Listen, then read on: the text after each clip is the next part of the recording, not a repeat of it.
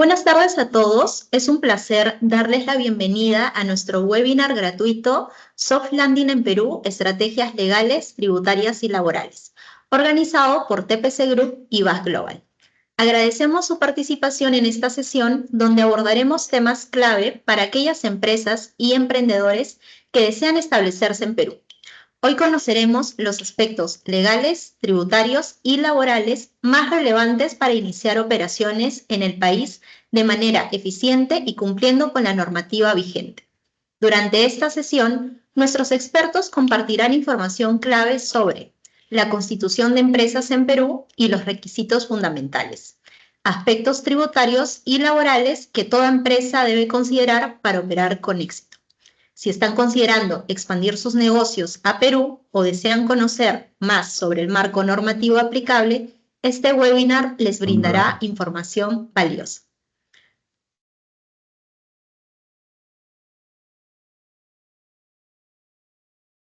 Nos acompañan hoy dos especialistas del TPC Group y BAS Global, quienes compartirán su experiencia y conocimientos en esta materia. Mariela Sencho, encargada del área legal, y Gustavo Martínez, encargado del área de impuestos. Ambos estarán disponibles para responder sus preguntas al final de la sesión. Si tienen consultas durante la sesión, pueden escribirlas en el chat y al finalizar destinaremos un espacio para responderlas. Sin más preámbulos, damos inicio a nuestra sesión. Gracias.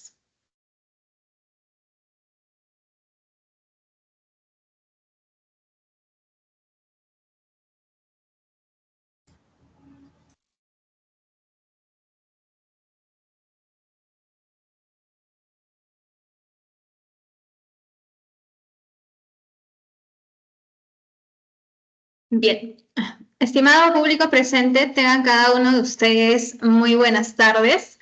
Agradecer su participación el día de hoy a todos ustedes. El día de hoy vamos a hablar sobre el tema soft landing en Perú, aspectos laborales, tributarios y legales en general.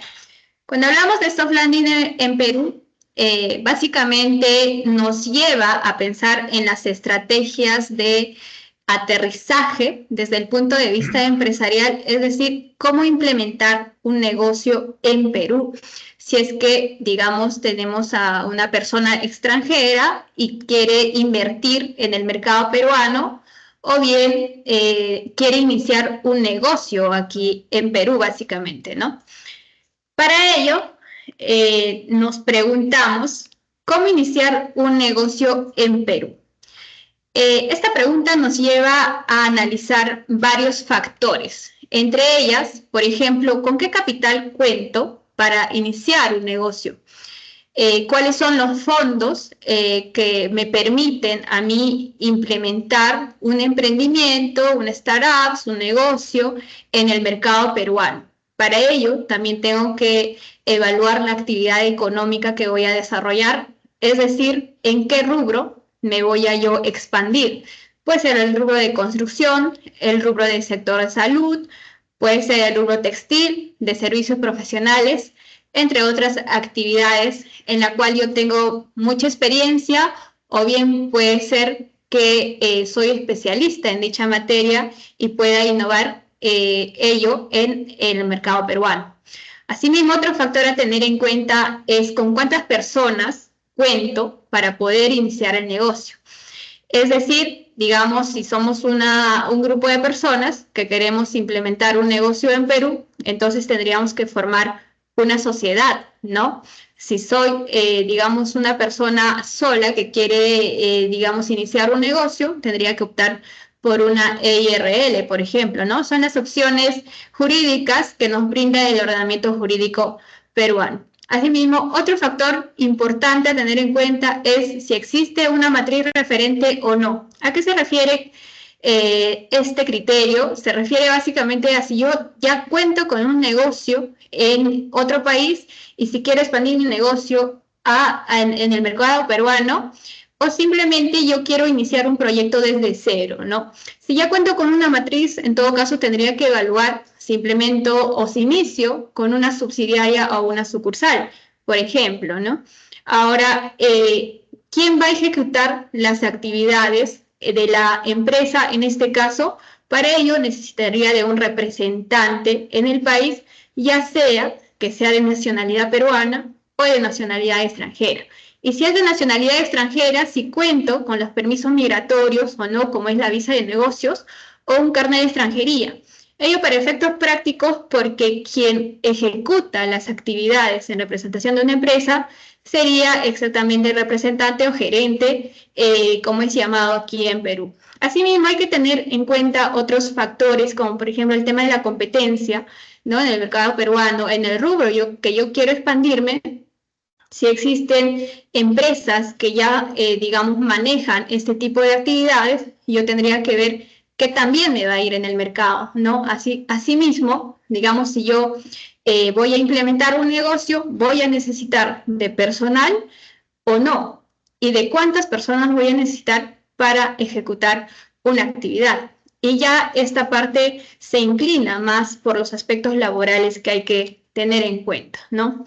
Para esto, nuestro ordenamiento jurídico a nivel nacional nos muestra o digamos, nos permite adentrarnos en ciertas opciones. En este caso serían las formas societarias que establece la Ley General de Sociedades, la Ley 26887. La Ley General de Sociedades en Perú nos ofrece una serie de opciones que son las formas societarias que nosotros podemos optar. Sin embargo, en la práctica existen formas societarias que son más usadas que otras. Entonces, voy a comenzar mencionándolas, cuáles son las opciones más recomendables, cuáles son las opciones que más se usan, cuáles son las que no se usan. Comenzando por las opciones que no se usan, a nivel nacional estarían la sociedad colectiva, la sociedad en comandita, la sociedad civil. ¿Por qué menciono a estas tres que son formas societarias que no se usan? Porque simplemente no tienen una utilidad práctica por las características que tiene cada una. Por ejemplo, el tema de la responsabilidad. El tema de la responsabilidad es un punto muy importante a tomar en cuenta al momento de constituir una persona jurídica o un ente jurídico. ¿Por qué? Porque cuando yo constituyo una persona jurídica, lo que me importa es limitar mi responsabilidad. Es decir, si este ente jurídico va a generar obligaciones con terceros, la idea es que no se afecte mi patrimonio personal. Entonces, para ello, ya yo voy descartando que las formas societarias como sociedad colectiva, sociedad en comandita, sociedad civil, no me permite, digamos, limitar mi responsabilidad. Si yo genero obligaciones a nombre de estas sociedades, prácticamente ante cualquier obligación frente a algún tercero, van a afectar mi patrimonio personal. Por ese lado ya estaría descartando estas opciones. Otra característica es el plazo de duración, ¿no? El plazo de cada sociedad. Por ejemplo, en una sociedad colectiva se constituye con un plazo de duración determinado. Entonces, ¿yo para qué quiero constituir una sociedad con un plazo fijo si ni siquiera sé cuánto tiempo la voy a utilizar? O quizá quiero tener una empresa de manera indefinida, ¿no? Que en cualquier momento me puede ir bien, excelente, o me puede ir mal y puedo decidir con extinguirla. Pero no necesito tener una sociedad con un plazo de duración fijo. Entonces también voy descartando por ese lado estas formas societarias. Ahora nos vamos a las formas societarias que son más usadas en el mercado peruano. Está la sociedad anónima y también cabe mencionar la sociedad comercial de responsabilidad limitada. La sociedad comercial de responsabilidad limitada la menciono que son bastante usadas porque ya existen en el mercado, es decir, anteriormente ya se constituyeron, ¿no? Y todavía permanecen en el mercado. En cambio, las sociedades anónimas permanecen en el mercado, pero también se constituyen recurrentemente. Por ende, la forma societaria más usada y más recomendable en el mercado peruano sería la sociedad anónima, al cual vamos a explicar cuáles son las modalidades dentro de esta y cuáles son las más recomendables.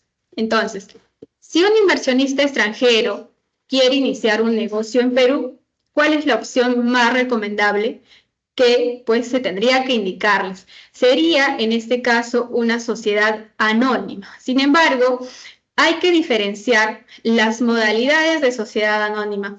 ¿Cuáles son? Están la sociedad anónima cerrada, la sociedad anónima abierta, la sociedad anónima ordinaria. Muchas veces es difícil diferenciar las características de estas formas, modalidades de sociedad anónima, porque es confuso, ¿no? Entonces, tienen ciertas características que hay que tener en cuenta. La sociedad anónima abierta es una modalidad de sociedad anónima que cotiza en la bolsa de valores. Sobre todo se crea para empresas grandes. ¿Por qué? Porque está conformada con más de 750 accionistas. Por ejemplo, ¿no? ¿Cuáles son las empresas en el mercado peruano que son o tienen esta forma societaria? Sería, por ejemplo, las entidades financieras, así como el BCP, BBVA, o también las AFPs, o también las empresas mineras, ¿no? Que son empresas grandes de accionariado difundido y que están inscritas en el registro público de mercado de valores. Entonces, esta forma de sociedad anónima abierta, sobre todo se da para empresas grandes. Pero cuando yo soy un inversionista, ¿no? Pequeño, y quiero iniciar un negocio en Perú, ¿no? Si fuera extranjero, yo no optaría necesariamente por una sociedad anónima abierta. ¿Por qué? Porque no cuento con 750 accionistas o simplemente no considero adecuado tener una sociedad de accionariado difundido, así se le denomina a las sociedades anónimas abiertas, ¿no?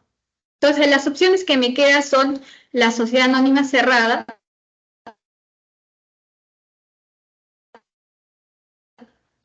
como la SA, muchas veces se confunde, ¿no? O sea, cuando me preguntan a mí como abogado, dice, ¿qué sociedad constituyo? Si es una sociedad anónima, ¿cuál me conviene? ¿Una SAC o una SA? Entonces, aquí hay que ver, de acuerdo a las necesidades empresariales del inversionista, cuál es lo que le conviene mejor, ¿no? Entonces, sería, en este caso, diferenciar o tener en claro las características de cada uno. Por ejemplo, una SAC se conforma de 2 a 20 accionistas como máximo, pero, por ejemplo, ¿no? Si yo quiero una sociedad con 30 accionistas o 40, 50 accionistas, tendría que optar por una sociedad anónima ordinaria.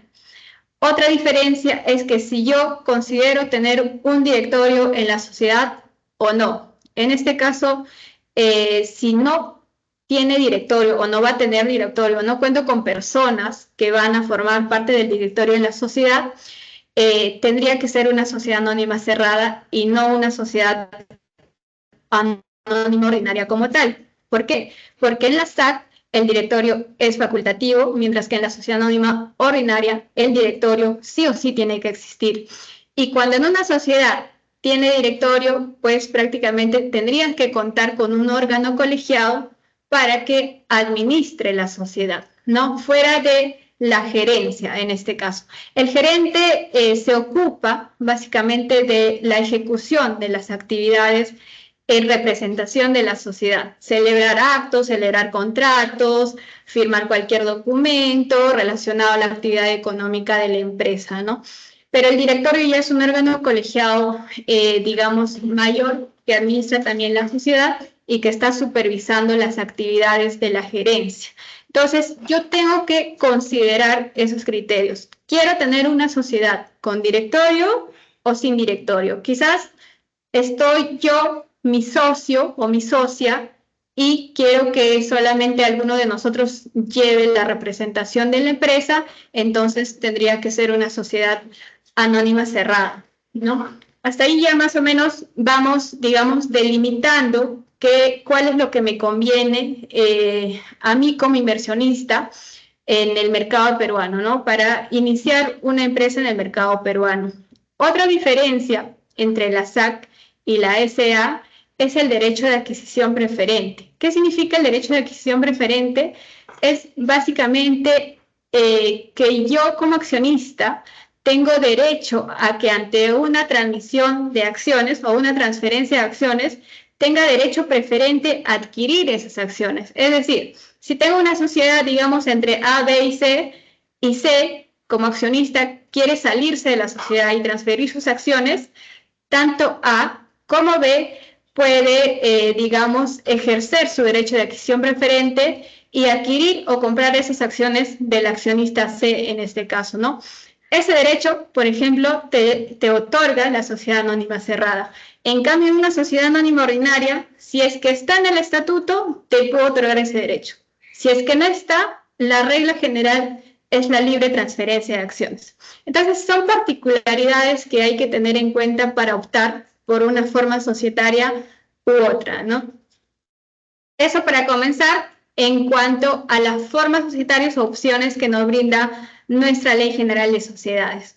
Ahora, también mencionábamos la sociedad comercial de responsabilidad limitada, ¿no? La sociedad comercial de responsabilidad limitada es importante mencionarla porque todavía existe en el mercado peruano, es decir, tiene existencia aquí en Perú porque en algún momento se constituyeron y permanecen. ¿Por qué permanecen?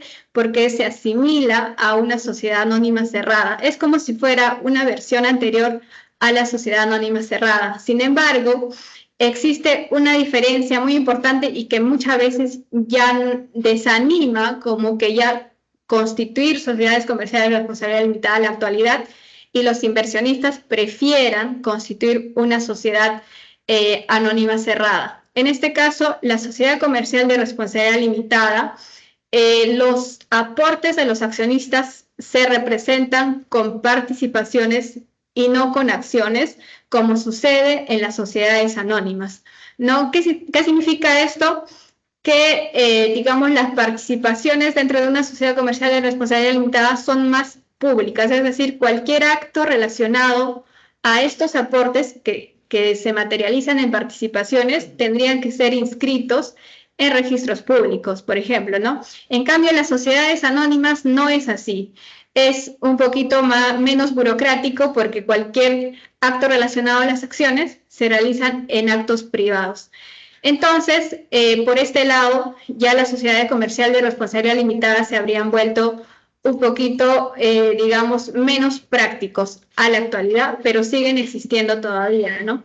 ¿Por qué? Porque todavía también se parecen a las sociedades anónimas por su conformación, por ejemplo, ¿no? Pueden ser conformados de 2 a 20 personas y también tienen un representante que sería el gerente o gerentes en este caso, ¿no? Eso es por un lado en cuanto a las formas societarias. Ahora, ¿qué pasa si yo como inversionista no deseo asociarme con ninguna otra persona y quiero realizar mis proyectos por sí misma, ¿no? No quiero asociarme, no quiero tener una sociedad. Entonces, otra forma o empresarial que nuestro ordenamiento jurídico nos brinda es la EIRL, que sería la empresa individual de responsabilidad limitada, que está regulada por un decreto ley número 21621. Las EIRL pueden ser constituidas por una persona natural necesariamente.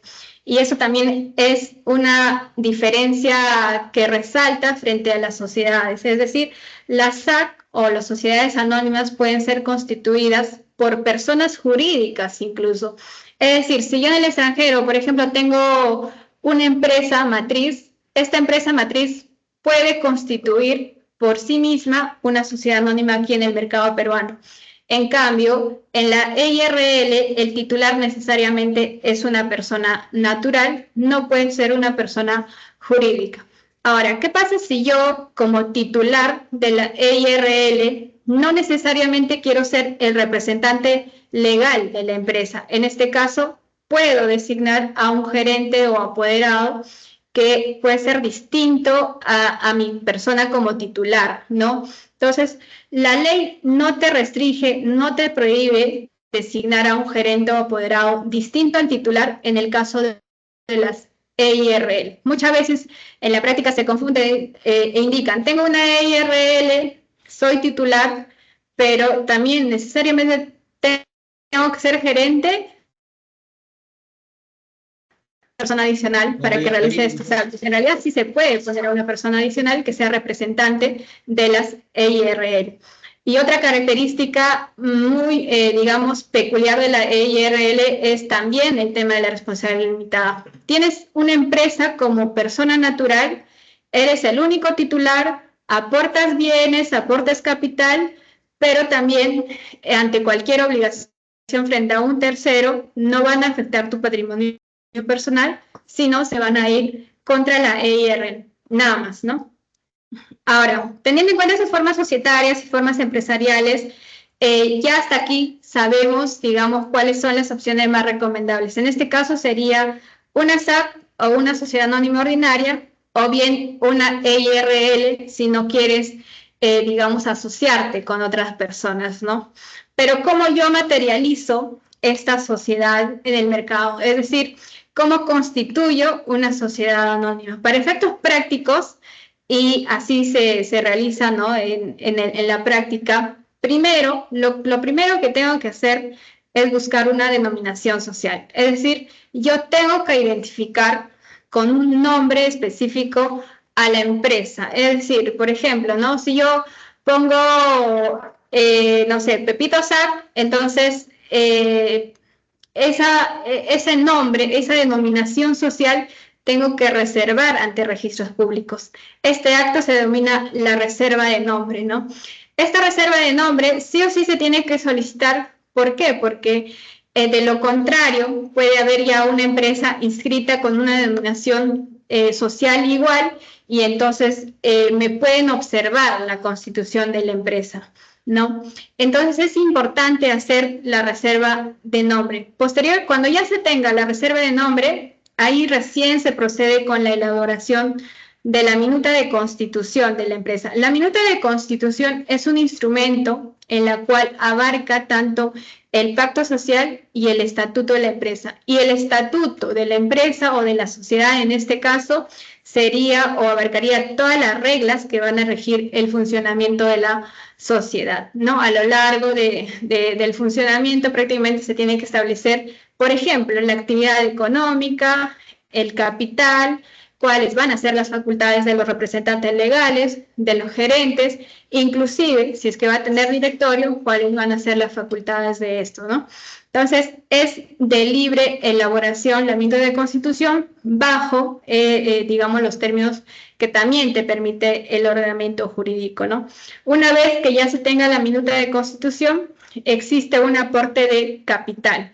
El aporte de capital, en Perú, el capital no, digamos, no está limitado, tampoco hay un mínimo legal. O sea, yo puedo constituir una empresa inclusive con 500 soles, ¿no? Entonces, no hay un mínimo legal de aporte de capital. Sabemos que el capital posteriormente se va a materializar en acciones que van a ser de titularidad de los accionistas quienes están participando en la sociedad.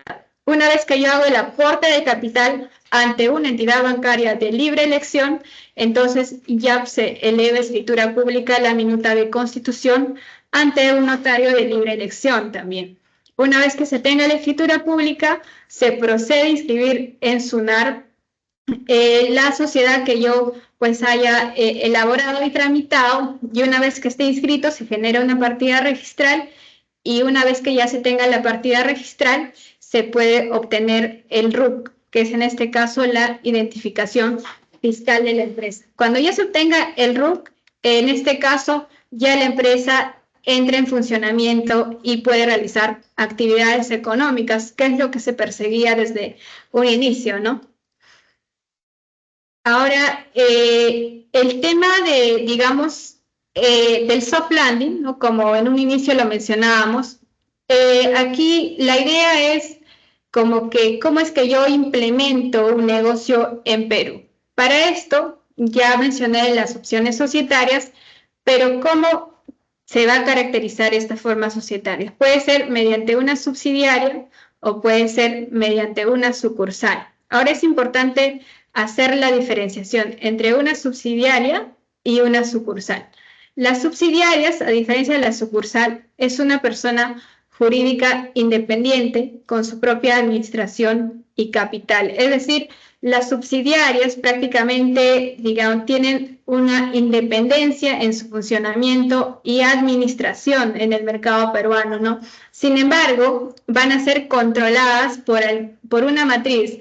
Es decir, si yo tengo en el extranjero una empresa que se dedica al sector construcción y que se denomina, no sé, ingeniería y construcción SAC, entonces la subsidiaria puede ser conformada por esta persona jurídica que ya existe en el extranjero, ¿no? La subsidiaria, por ejemplo, los accionistas puede ser la empresa Ingeniería y Construcción y otra persona para que cumpla con la pluralidad de socios, ¿no? Pero finalmente la subsidiaria va a ser una persona jurídica independiente como tal, que ante cualquier obligación que genere con terceros va a responder por sí misma. En cambio, la sucursal no. La sucursal es un establecimiento dependiente de la matriz. ¿Qué quiere decir? Que si yo tengo una empresa en el extranjero o bien en otra jurisdicción, por ejemplo, ¿no? En este caso de Ingeniería y Construcción S.A., quiere extender su establecimiento o abrir un establecimiento en otro país, entonces tendría que crear una sucursal. La sucursal va a ser prácticamente como una extensión de la matriz. Entonces, ante cualquier obligación que genere la sucursal, quien va a responder por esas obligaciones es básicamente la matriz. Esa es la gran diferencia, ¿no? Entre la subsidiaria y sucursal. Es el tema de la responsabilidad. Quien responde en la subsidiaria es la misma persona jurídica como tal. Y en cambio en la sucursal, quien responde sería la matriz, ¿no? La matriz ya sea ubicada en el extranjero o en otra jurisdicción.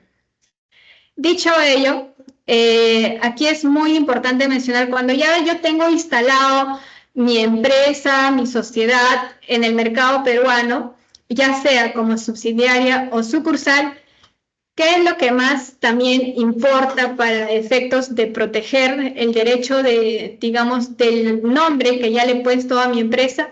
Sería proteger la marca que yo estoy usando o el nombre comercial. En este caso, pues esto se realiza ante Indecopi. Indecopi es una entidad que básicamente regula o protege en los temas de protección, digamos, los derechos de propiedad industrial, entre otros, ¿no? Derechos de autor, etcétera. Entonces, cuando hablamos de una marca, en Perú estamos hablando de los signos que tiene representación gráfica de mi empresa. Por ejemplo, ¿no?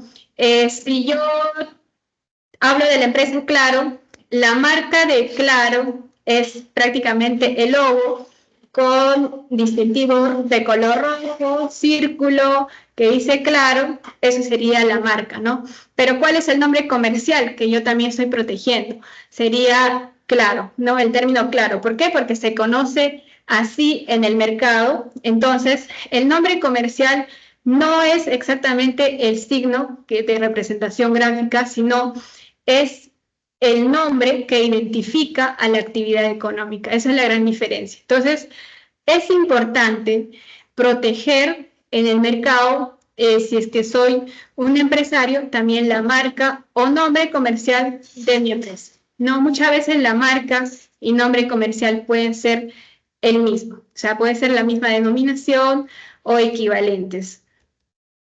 Eso sería en cuanto a las formas societarias, formas empresariales.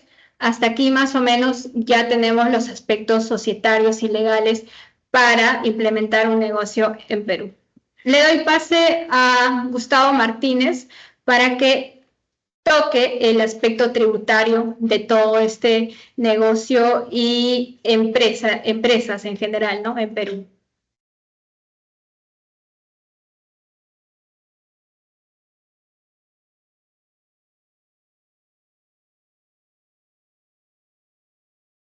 ¿Qué tal? Buenas tardes con todos. Buenas tardes con todos. De igual manera que Mariela agradeció al inicio, agradezco yo también su participación a todos. Sabemos que están en días pesados, ¿no? Por la presentación de impuestos ya la próxima semana y también la DJ anual que se viene. Y bueno, para ir complementando lo que ya Mariela viene explicado sobre las formas de constitución de empresa, ¿no? Y los aspectos legales a tener en cuenta a nivel de marca, por ejemplo, también. Tenemos que también tener presente el tema sobre los regímenes tributarios, ¿no? Actualmente, en el Perú, sí, contamos con 4 regímenes tributarios. Inicialmente podemos hablar de un régimen llamado Nuevo RUS o régimen único simplificado, sí, que abarca, bueno, solamente a personas naturales con negocio. ¿sí? Hay una limitante de ingresos, por ejemplo, que es de hasta 96.000 soles de forma anual, ¿no? O que más o menos se puede entender como 8.000 soles de manera mensual, ¿no? Y bueno, este régimen, por así decirlo, es bastante simplificado, como su propio nombre lo dice, ya que no hay una declaración anual, por ejemplo, como se ocurre con los demás regímenes que vamos a explicar a continuación. No, solamente hay una presentación mensual, no hay un formulario por un pago único. No, no hay una determinación en estricto de este impuesto, sino que se va a regir a dos tipos de categoría, por así decirlo. No, una categoría que paga 20 soles y otra categoría que paga 50 soles, otra vez de acuerdo a los ingresos. No hay la obligación de llevar libros contables, por ejemplo, lo cual simplifica también, ya que al ser una persona natural con un negocio, y para poner un ejemplo práctico, el nuevo RUS por lo general son las bodegas que podemos ver en cualquier calle, ¿no? En cualquier avenida. Por lo general son estas bodegas las que se acogen a este tipo de régimen tributario, ya que de repente el flujo de negocio que como tal tienen no es muy movido, ¿no? Entonces, por lo tanto, no superan los ingresos, en este caso, dispuestos para ese tipo de régimen y por lo tanto pueden acogerse a esto pagando como máximo 50 soles a nivel impositivo, no a nivel tributario, lo cual es un alivio de alguna manera para estos tipos de emprendedores, ¿no? Que comienzan a tener un negocio. Entonces, así como para el nuevo RUS hay una limitación de ingresos, ¿no? Vamos a ver que en adelante, cuando hablemos de los otros regímenes también, ¿sí? Todos de alguna manera están bajo la óptica de, ok, si supero un nivel de ingresos, voy a poder acogerme a este régimen, ¿no? Entonces, ya por un lado tenemos que el nuevo RUS, mi límite, por así decirlo, es que es de 96.000 soles de forma anual. Ahora, hablando del régimen especial de renta, que es otro régimen también de alguna manera algo simplificado, pero ya vamos a ir viendo que tiene algunas particularidades, ¿no? Acá sí, este tipo de régimen se pueden optar personas naturales y también ya personas jurídicas, ¿sí? Empresas, ¿no? Algunos de los tipos de forma de constitución que Mariela ha explicado, ¿no? Y por lo general sirve cuando un negocio, por ejemplo, ya comienza a tener clientes que son personas jurídicas. ¿No? Entonces, cuando un negocio ya comienza a tener clientes, personas jurídicas, por ejemplo, las personas jurídicas que van a ser el usuario del servicio, ¿no? O quienes adquieren los bienes, van a necesitar una factura necesariamente. Y eso es un factor importante de diferencia porque los nuevos RUS, por ejemplo, pueden emitir boletas de venta y tickets, mientras que los usuarios de este régimen especial de renta ya pueden emitir una factura, lo cual sí va a permitir, ¿no? a la otra empresa aceptar todo tipo de facturas que emita este tipo de contribuyentes no acogidos a este régimen. El nivel de ingresos que dispone la normativa para este caso, ¿sí? es de un límite de 525.000 soles de forma anual. Pero a su vez, ¿no? A su vez, si bien es un segundo step, un segundo escenario, ¿no? Después del nuevo RUS, ¿sí? Las ventajas, por así decirlo, es que, como les comenté, sigue siendo un poco simplificado en el sentido que solamente tenemos que llevar dos registros contables, registro de compras y registros de ventas. También hay una declaración mensual, sin embargo, ¿no? A nivel impositivo, a nivel de impuesto a la renta, ¿sí? Si inicialmente mencionamos que el nuevo RUS pagaba entre 20 o 50 soles de acuerdo a la categoría que se le ha asignado, de acuerdo a su nivel de ingresos, para el régimen especial de renta hay una tasa fija, ¿no? que es del 1.5% de los ingresos netos. Esos ingresos netos pueden entenderse como lo facturado. Entonces, como vamos viendo, mientras van aumentando los ingresos, la normativa ha dispuesto que también se vaya complejizando un poco eh, cómo se enfoca estos regímenes tributarios, ¿no? Ya sea a nivel de obligaciones formales o como también a nivel de obligaciones sustanciales al momento de pagar impuestos. ¿No? Ahora bien, en el día a día nosotros como firma, sí, vemos más este tipo de régimen que vamos a presentar a continuación, junto al régimen general también. Pero ahorita hablemos del régimen MIPE tributario, ¿no? Que es un régimen creado específicamente para las micro y pequeñas empresas en el Perú. Los ingresos netos que ha dispuesto la normativa como límite son de 1.700 UIT anuales. Entonces, vamos aumentando, ¿no? Si ya el nuevo RUS era 96.000 de forma anual, el régimen especial de renta 525.000, ahora la normativa para el régimen MIPE tributario te dice que son 1.700 UIT de forma anual. La UIT actualmente está en 5.350 y por lo tanto esos deben ser como unos 10 millones aproximadamente de soles, ¿no? Entonces es un límite a nivel de ingresos que debemos tener bastante en cuenta, puesto que a nivel mensual debería irse llevando el control de ingresos que va teniendo la compañía, ¿no? En este caso la persona jurídica, y efectivamente en este tipo de régimen solo se pueden acoger personas jurídicas. Entonces, por lo tanto, hay que tener en cuenta esto, puesto que en algún momento podamos superar este tipo de, este límite, tendremos que pasar al siguiente régimen, pero aún no llegamos a eso, ¿no? Entonces, volviendo al régimen MIPE tributario, tenemos el límite de los ingresos que son 1.700 UIT. Aquí sí, como régimen MIPE tributario, se pueden emitir todo tipo de comprobantes, de acuerdo a cada caso en particular, facturas, boletas, tickets, etcétera, ¿sí? Y bueno, hay una cierta particularidad a nivel impositivo para el caso de del régimen MIPE tributario, ¿no? Hay una especie de beneficio, si lo podemos entender así, a nivel de tasa progresiva. ¿Qué pasa?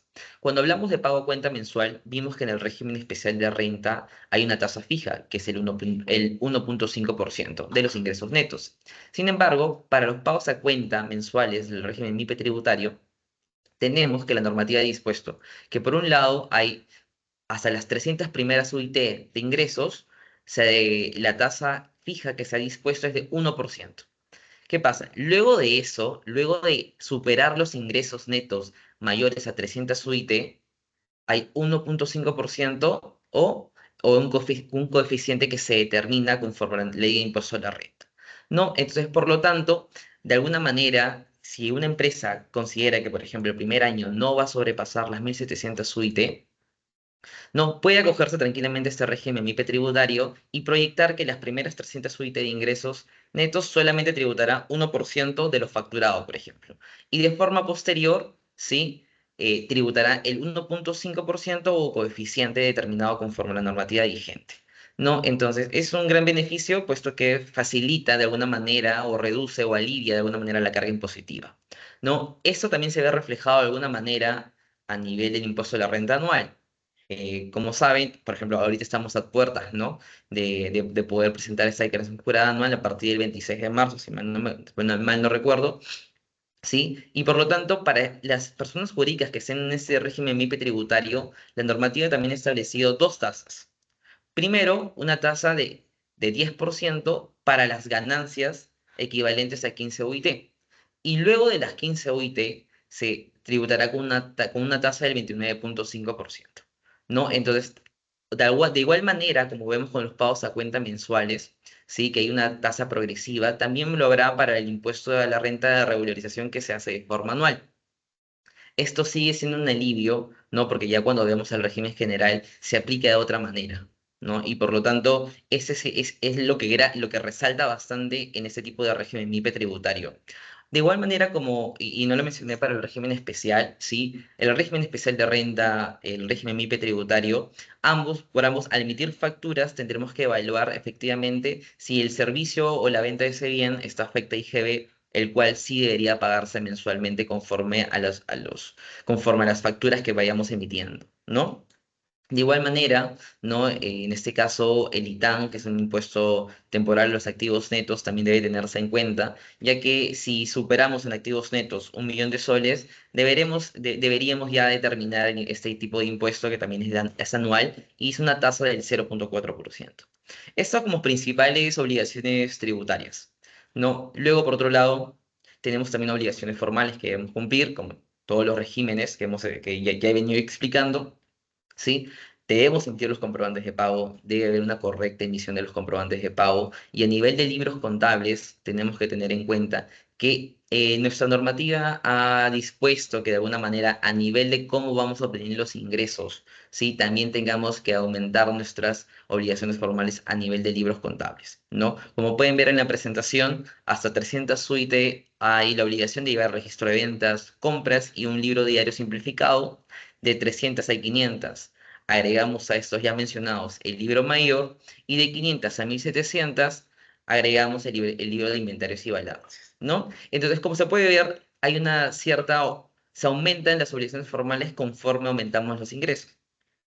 En ese sentido, el llevar el control correcto de los ingresos mes a mes va a ser bastante importante para que la compañía, los contadores encargados y los abogados tributaristas puedan poder asesorar y poder tener en cuenta y evitar contingencias frente a la administración tributaria, ¿no? Entonces, esa pregunta también puede venir a la mente. ¿Qué pasa si superan las 1.700 UIT? En el mes que se supere las 1.700 UIT, yo debería hacer el cambio de régimen a general, ¿no?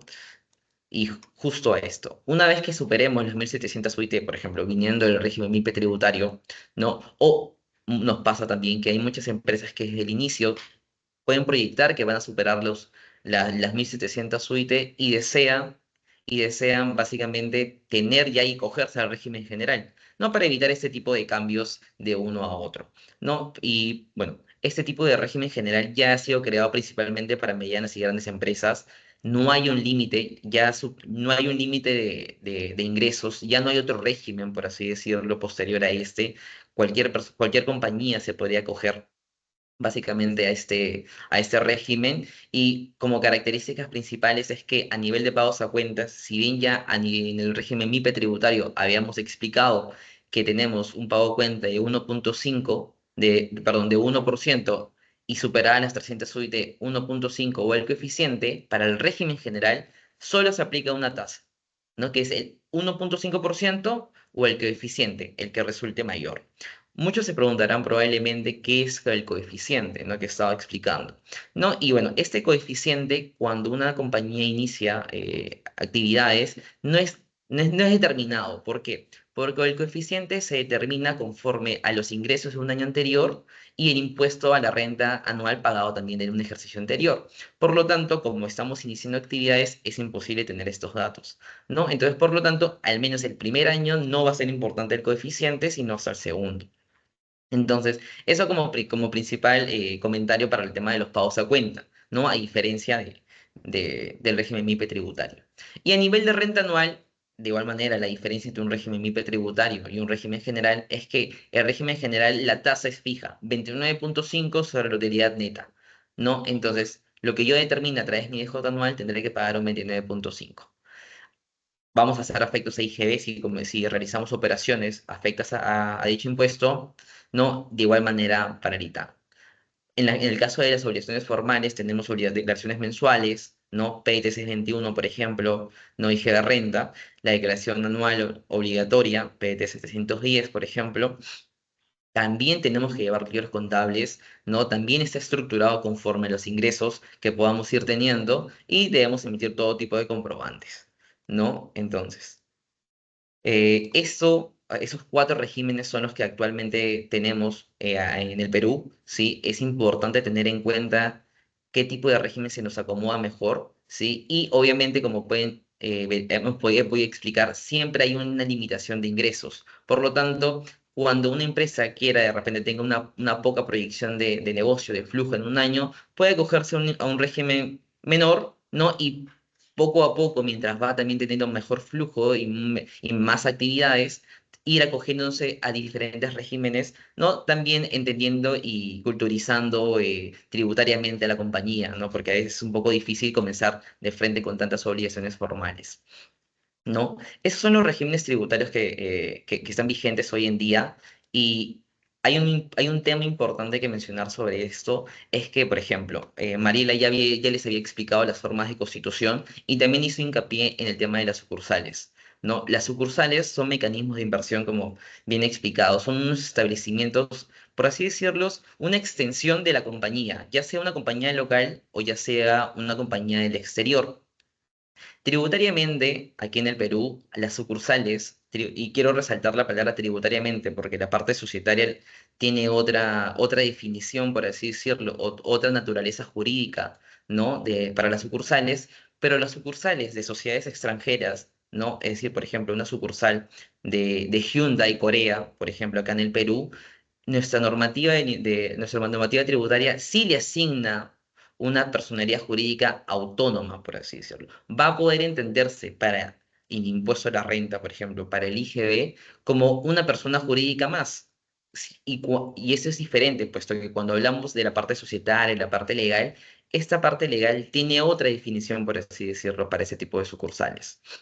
No, sin embargo, para fines tributarios sí hay un tratamiento especial que hay que tener en cuenta, ¿no? Entonces, la funcionalidad de este mecanismo de inversión, como es una sucursal, ¿no? Va a permitir la descentralización territorial de actividades empresariales claramente, ¿no? Y de alguna manera darle una autonomía de gestión también a este tipo de mecanismo de inversión, ¿no? Entonces, a nivel de diferencias, y esto pasa mucho, porque entonces, ¿cuál es la diferencia entre constituir una SAC, por ejemplo, que va a ser netamente una persona jurídica y luego que tengamos una sucursal, ¿no? Hablando un poco del inversionista extranjero que viene a Perú y tiene esa intención de decir, ok, constituimos una persona jurídica o establecemos una sucursal a nivel tributario, a nivel impositivo.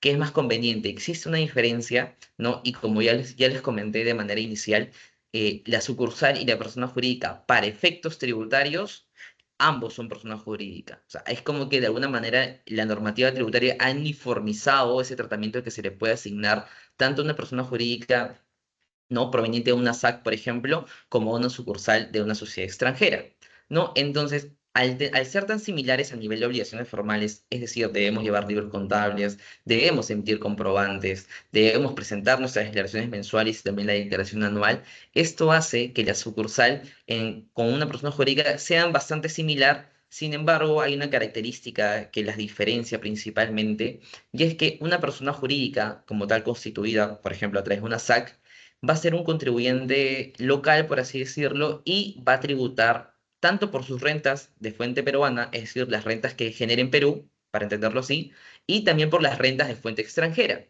es decir, rentas que perciba del exterior. No pasa lo mismo con una sucursal.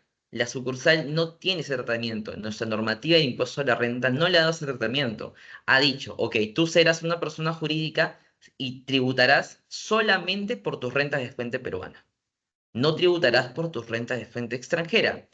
El trasfondo de esta diferencia es que de alguna manera lo asocia con el fin societario, con la definición legal que tiene una sucursal, que al fin y al cabo es una extensión de esa persona jurídica no domiciliada. Por lo tanto, obtener rentas de fuente extranjera es como que de alguna manera lo está obteniendo esta matriz que está en el exterior, por ejemplo.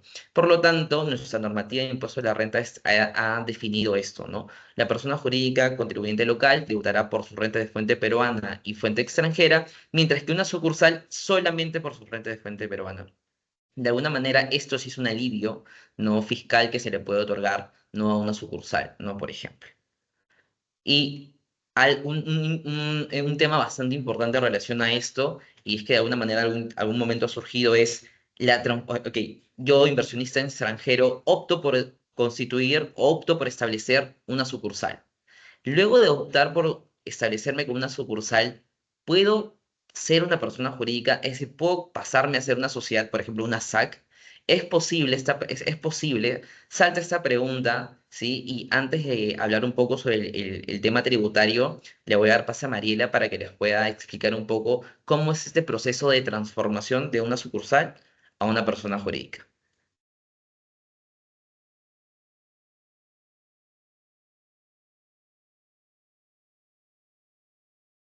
Sí, eh, sí, estaba probando el audio. En este caso, como mencionaba Gustavo, el tema de la transformación de sucursal a persona jurídica, en el ámbito societario básicamente lo que implica es cumplir todo un procedimiento. Cuando hablamos de un procedimiento de transformación, es importante cumplir ciertos pasos, como en este caso sería el acuerdo de junta de accionistas. Pero, ¿qué pasa cuando hablamos de una transformación de sucursal a persona jurídica? Sabemos que la sucursal ha sido creada, constituida por decisión de una empresa matriz que generalmente está ubicada en el extranjero, ¿no? O puede ser, como decía al inicio, en otra jurisdicción.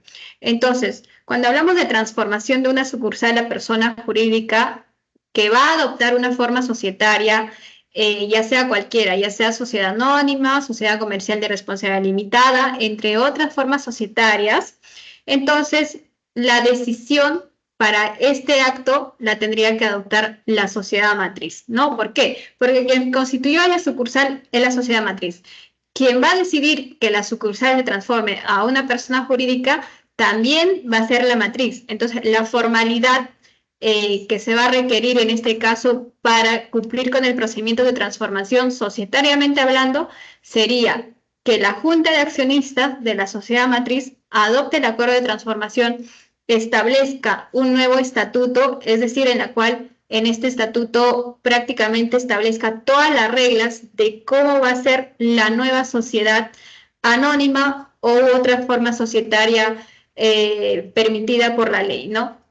Entonces, habría que cumplir estos requisitos. Es diferente hablar de una transformación, por ejemplo, de una EIRL a una sociedad anónima. Es distinto, ¿por qué? Porque sabemos que la transformación implica mantener una personalidad jurídica. Esa es la regla general, ¿no? Que una transformación implica que no hay una extinción de una persona jurídica, sino se mantiene la personalidad jurídica. Pero cuando hablamos de transformación de sucursal, la sucursal como tal, societariamente hablando, no tiene personalidad jurídica. Entonces, ¿cómo es que yo puedo hablar de transformar una sucursal a una persona jurídica si yo no estoy hablando de una personalidad jurídica independiente, sino estoy hablando de una extensión de una sociedad matriz? Está permitido. ¿Por qué? Porque la Ley General de Sociedades para esto ha establecido un artículo en específico que permite, ¿sí?, la transformación de sucursal a persona jurídica, y es el artículo 395 de la Ley General de Sociedades, que le da un tratamiento como reorganización. Es decir, establece que las sucursales establecidas en el Perú de una sociedad constituida en el extranjero puede reorganizarse, así como puede ser transformada para constituirse en el Perú, adoptando alguna de las formas societarias reguladas en la ley. Entonces, lo que implica este tipo de transformación, que es bastante particular, es que la sucursal adquiere formalmente una personalidad jurídica, ya no que depende de su matriz, sino que sería una personalidad jurídica autónoma de su matriz.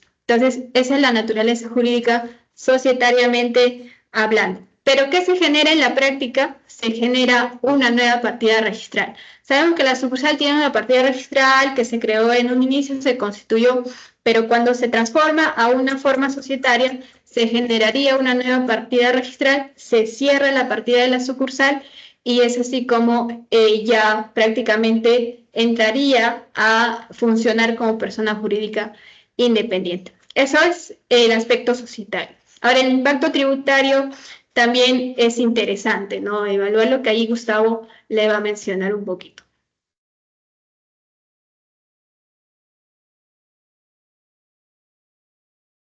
Gracias, Mariela. Efectivamente, dentro de lo que es una transformación de sucursal a persona jurídica, definitivamente también hay un impacto tributario. Sí, muchos algún momento podrían pensar que de repente se podría liquidar la sucursal y de repente tener otro, constituirse de nuevo desde cero a una persona jurídica. Sin embargo, como bien ha explicado Mariela, no sucede una especie de liquidación de una sucursal.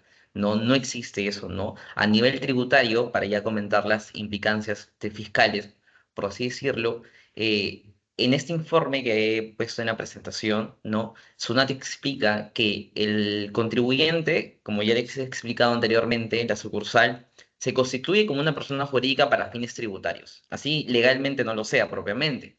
Sin embargo, cuando yo constituyo una sucursal, debo tener un RUC. ¿Qué pasa? Cuando paso de una sucursal a una persona jurídica, el RUC sigue siendo el mismo. La normativa ha entendido que la transformación no es una especie de una reorganización de repente en el cual extinga a una de las personas jurídicas y pasa a ser otra. Por lo tanto, dentro de una transformación, el RUC seguirá siendo el mismo, la sucursal seguirá, cambia de forma societaria, por así decirlo. Sin embargo, dentro de la compañía, los activos, ¿no? Los pasivos, el patrimonio, va a seguir siendo el mismo de alguna manera, ¿no? Solamente que, claro, obviamente ya constituirse como una SAC, por ejemplo, va a tener diferentes implicancias, ¿no? Requisitos legales propiamente que ahora sí que hay que tener y va a tener una implicancia legal, implicancia tributaria, pero se ve cada caso en particular. Pero como tal, una transformación de sucursal a persona jurídica sí se puede realizar, tributariamente va a seguir siendo el mismo, es decir, si ya tenemos un RUC como sucursal, podemos continuar con ese RUC para efectos tributarios, ¿no? Y como tal, entonces no va a generar que de alguna manera se extinga la compañía ni nada por el estilo, ¿no? Simplemente conservaremos el mismo RUC, obviamente se van a tener que modificar los datos, por así decirlo, de la ficha RUC, ¿no? Que ya es un tema formal, pero por ejemplo los libros contables con los cuales ya contábamos van a seguir, van a volverse a emplear, ¿no? Van a continuar usándose, ¿no? Y de igual manera los comprobantes de pago que se estaban usando, por ejemplo, en caso de la sucursal estuviese emitiendo, también, ¿no? Entonces, pasa de alguna manera, solo es un cambio formal, por así decirlo, lo que implica hacer una transformación a nivel tributario, ¿no? Entonces, creo que es un punto bastante importante a rescatar, ¿no? De alguna manera hay muchos inversores extranjeros que de repente tener una persona jurídica les conllevaría de repente mayor implicancia de repente mayor costo, ¿no? A diferencia de una sucursal como tal, ¿no? Entonces, hasta aquí hemos hablado un poco sobre el tema de la constitución de empresas y los regímenes tributarios.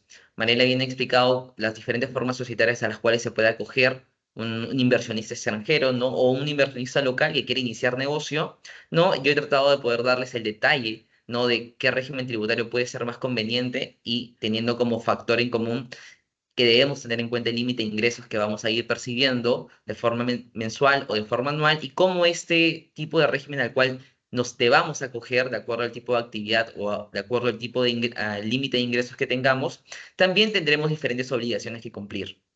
¿Sí? Entonces, y para terminar y de cerrar esta parte inicial, ¿no? Tenemos que también hablar sobre los regímenes laborales, para los cuales vuelvo a dar pase a Mariela para que les pueda explicar y dar bien en detalle todo esto.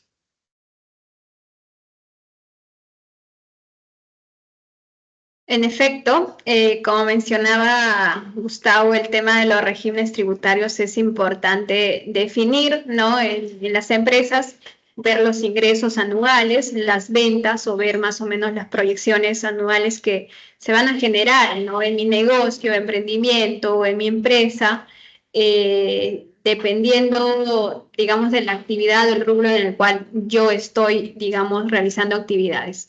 Ahora, vamos a ver el tema de los regímenes laborales. Muchas veces se confunden los regímenes tributarios con los regímenes laborales, ¿no? El régimen tributario, sobre todo, como ya les he mencionado, ve el tema de los ingresos, las ventas, pero en el aspecto laboral es importante, digamos, evaluar bajo qué régimen yo voy a, digamos, acoplarme para el tema de los beneficios sociales, para la forma de contratación, etcétera, de mi personal que voy a manejar, ¿no? Hay que tener en cuenta que las empresas ejecutan sus actividades económicas no solamente mediante el representante, societariamente hablando, sino también con ayuda de los colaboradores que en este caso tienen derechos laborales, tienen una protección que nuestro ordenamiento jurídico les brinda. Entonces, hablamos de regímenes laborales. ¿Cuáles son los regímenes laborales en Perú? En realidad, hablar de este tema es hablar un poquito de varias legislaciones como tal. Es un poco caótico en Perú, lamentablemente, pero hay que tratar de entender, digamos, este tema. ¿Por qué? ¿Por qué digo un poco caótico? Porque tenemos como casi 40 regímenes laborales en Perú.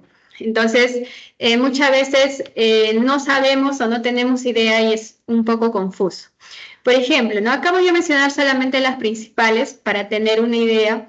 Hablamos del régimen laboral general, en principio, el régimen laboral general que está regulado por el tubo del Decreto Legislativo 728, que es la Ley de Productividad y Competitividad Laboral, aprobado por Decreto Supremo 3003-97-TR, ¿no? La Ley de Productividad y Competitividad Laboral lo que regula básicamente son, digamos, qué aspectos voy a yo considerar para un vínculo laboral o al momento de contratar a un personal. Regula, por ejemplo, el tema de los contratos indeterminados, los contratos a plazo fijo, los contratos de trabajadores de confianza. Por ejemplo, si yo constituyo una sociedad y soy el gerente general o la gerente general, entonces muchas veces al gerente general no se le considera en planilla. Sin embargo, como es gerente general, realiza también actividades económicas para la empresa. Desde el punto de vista laboral, tendría que ser un personal de confianza, ¿no? Y entonces la contratación de personal de confianza también está regulado por la Ley de Productividad y Competitividad Laboral, ¿no? Entonces, acogerse a uno de los regímenes va a depender también de la actividad de la empresa, de la naturaleza del trabajo o de las condiciones especiales del trabajador. Pero ya en este campo estamos hablando de los regímenes laborales especiales.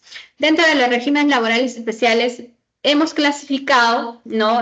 Teóricamente, de acuerdo a la actividad que realizan los colaboradores. Puede ser, por ejemplo, que esta empresa esté, digamos, metida en el rubro de construcción, en el régimen minero, régimen agrario, régimen pesquero, etcétera. Cada sector tiene su propia regulación especial y eso indica que están metidos dentro de un régimen laboral especial. Eso quiere decir que los beneficios sociales van a ser diferentes al régimen laboral. Cuando se habla de, digamos, regímenes laborales por actividad, dentro de ellas también están las MIPES. Las MIPES que acá en Perú predomina en su mayoría, ¿no? En su mayoría las sociedades aquí en el mercado peruano son MIPES. Entonces, es muy importante diferenciar, digamos, qué beneficios va a tener mi empresa como MIPE, que a diferencia de si yo contrato a un trabajador bajo el régimen laboral general, ¿no? También está los regímenes laborales por la naturaleza del trabajo, es decir, las trabajadoras del hogar tienen su propia regulación. Los que realizan teletrabajo tienen su propia regulación, pero esto no necesariamente va a ser contratado de manera independiente o sin tener en cuenta la ley de productividad y competitividad laboral, por ejemplo, ¿no? ¿Por qué? Porque los que realizan teletrabajo también tienen reglas que se rigen por la ley general, ley de productividad y competitividad laboral, que de alguna manera pues regulan también este vínculo laboral. Entonces no necesariamente funcionan aislados, eso hay que tener en claro, pero tienen también sus propias regulaciones. También existen contrataciones de acuerdo a las condiciones especiales del trabajador. Por ejemplo, para las contrataciones de trabajadores extranjeros. Yo como inversionista extranjero establecí mi empresa en Perú, ya está bien. Entonces, ahora necesito un personal capacitado para que realicen actividades que yo le voy a encargar. Entonces, no conozco mucho a personas en Perú para que realicen esta actividad. Más bien yo tengo, digamos, personas allegadas en el extranjero de mi entorno que son también de mi misma nacionalidad. Entonces lo que puedo hacer es contratar a estas personas, pero tengo que trasladarlas a Perú. ¿Qué tengo que hacer? Para esto también existen las contrataciones de trabajador extranjero, tienen su propia regulación y formalidades a cumplir, así como los beneficios sociales que hay que también cumplir, ¿no? Como empleadores. Ahora, vamos a adentrarnos un poquito, comenzando por el régimen laboral general. El decreto legislativo 728, que es la Ley de Productividad y Competitividad Laboral, ¿qué abarca? ¿Qué beneficios sociales tiene un trabajador bajo el régimen laboral general? Tendría, por ejemplo, mínimo tendría que contar con una remuneración, que sería la remuneración mínima vital en este caso, ¿no? Tendría que tener una jornada de trabajo que está regulada por nuestra Constitución, el cual establece que tendría que trabajar 8 horas diarias o 48 horas por semana como máximo. Son jornadas de trabajo que están establecidas en nuestro país como máximo, ¿no? Tiene derecho a 30 días de vacaciones, es decir, los beneficios en el régimen laboral general son completos, es decir, íntegras, ¿no? Es decir, las vacaciones tienen 30 días, así como los beneficios sociales también son completos. Están las gratificaciones, que son un sueldo, ya sea en fiestas patrias, y un sueldo en Navidad.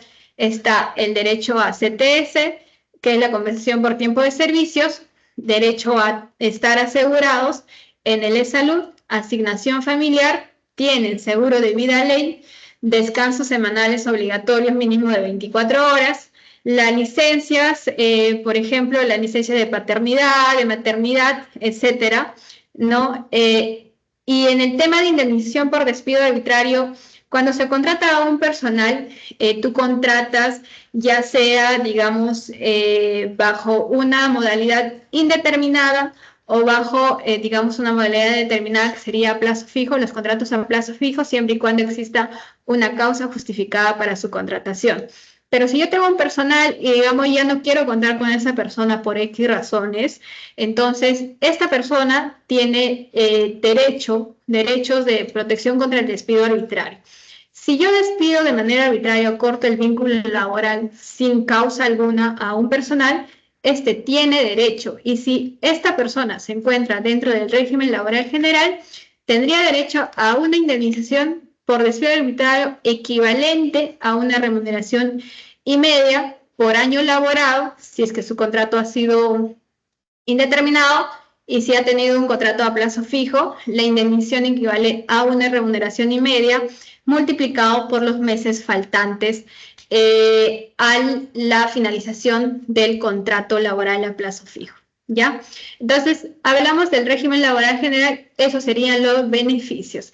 En el caso del régimen MIPE, que aquí se encuentran las micro y pequeñas empresas, por eso se denomina régimen MIPE, es importante que si una empresa se acoge a este régimen, en primer lugar, tendría que estar registrado en el REMIPE. El REMIPE, que es una plataforma que ha creado pues, el Ministerio de Trabajo, el cual permite que las micros y pequeñas empresas se registren. Para esto, pues, tienen que cumplir con una serie de requisitos. Para ser micro o pequeña empresa, esto también va a la par con lo que mencionaba Gustavo en los temas tributarios. Hay que ver los ingresos anuales, ¿no? Pero también no solamente eso, ¿no? Eso es a nivel tributario, pero hay que considerar también el aspecto laboral. Por ejemplo, una microempresa puede tener de 1 a 10 trabajadores, no más. Si tú superas, digamos, tienes 20 trabajadores, no puedes ser microempresa. No, ahora, una pequeña empresa también tiene su propia normativa y el cual establece que pueden ser máximo 100 trabajadores, no pueden superar esa cantidad de trabajadores. Son requisitos que se deben cumplir para ser considerado ya sea como micro y pequeña empresas. Entonces, cuando el personal está acogido a este régimen MIPE, le corresponde no los mismos beneficios sociales que a un personal del régimen laboral general, ¿no? Los beneficios sociales son diferentes, como por ejemplo, ¿no? El tema de las vacaciones para el personal que está en el régimen MIPE, micro, pequeña empresa, solamente es de 15 días. El tema de la indemnización por despido injustificado o arbitrario para la microempresa es menor al de una pequeña empresa. Por ende, también es menor a los que se encuentran bajo el régimen laboral general. ¿Por qué? Porque estamos hablando de 10 remuneraciones diarias por cada año completo servicios, para el caso de la microempresa, o de 20 remuneraciones diarias por un año completo servicios, en el caso de las pequeñas empresas. Las microempresas, por ejemplo, solamente tienen seguro SIS, ¿no? En cambio, las pequeñas empresas ya están aseguradas ante el salud. El tema de los beneficios para la pequeña empresa, el personal que está acogido a este régimen tiene derecho a recibir CTS, que es una media remuneración anual, para efectos prácticos es así, ¿no? Y en el caso de las gratificaciones le correspondería una media remuneración por fiestas patrias y otra media remuneración por Navidad, es decir, una remuneración completa anualmente hablando, ¿no? En cambio, la microempresa no tiene derecho a CTS, no tiene derecho a gratificaciones, no cuenta con el seguro complementario de trabajo de riesgo, por ejemplo, no tiene derecho a utilidades y máximo tiene que ser 10 trabajadores. Entonces, son diferentes regímenes que en la práctica se da bastante y que hay que tener en cuenta. Pero antes de ello, reitero, hay que estar inscritos en el registro, en el REMIPE, ¿no? Si es que no se está inscrito en el REMIPE, se asume que el régimen de la empresa es el régimen laboral general, por ende el empleador tendría que cumplir con otorgar los beneficios sociales completos hacia su personal, ¿ya? Ahora, hay que tener en cuenta que si yo como microempresa, digamos, he superado el nivel de ventas que mencionaba Gustavo, ¿no? Tributariamente hablando, el nivel de ventas anuales por 2 años consecutivos, yo puedo conservar ese mismo régimen por un año adicional.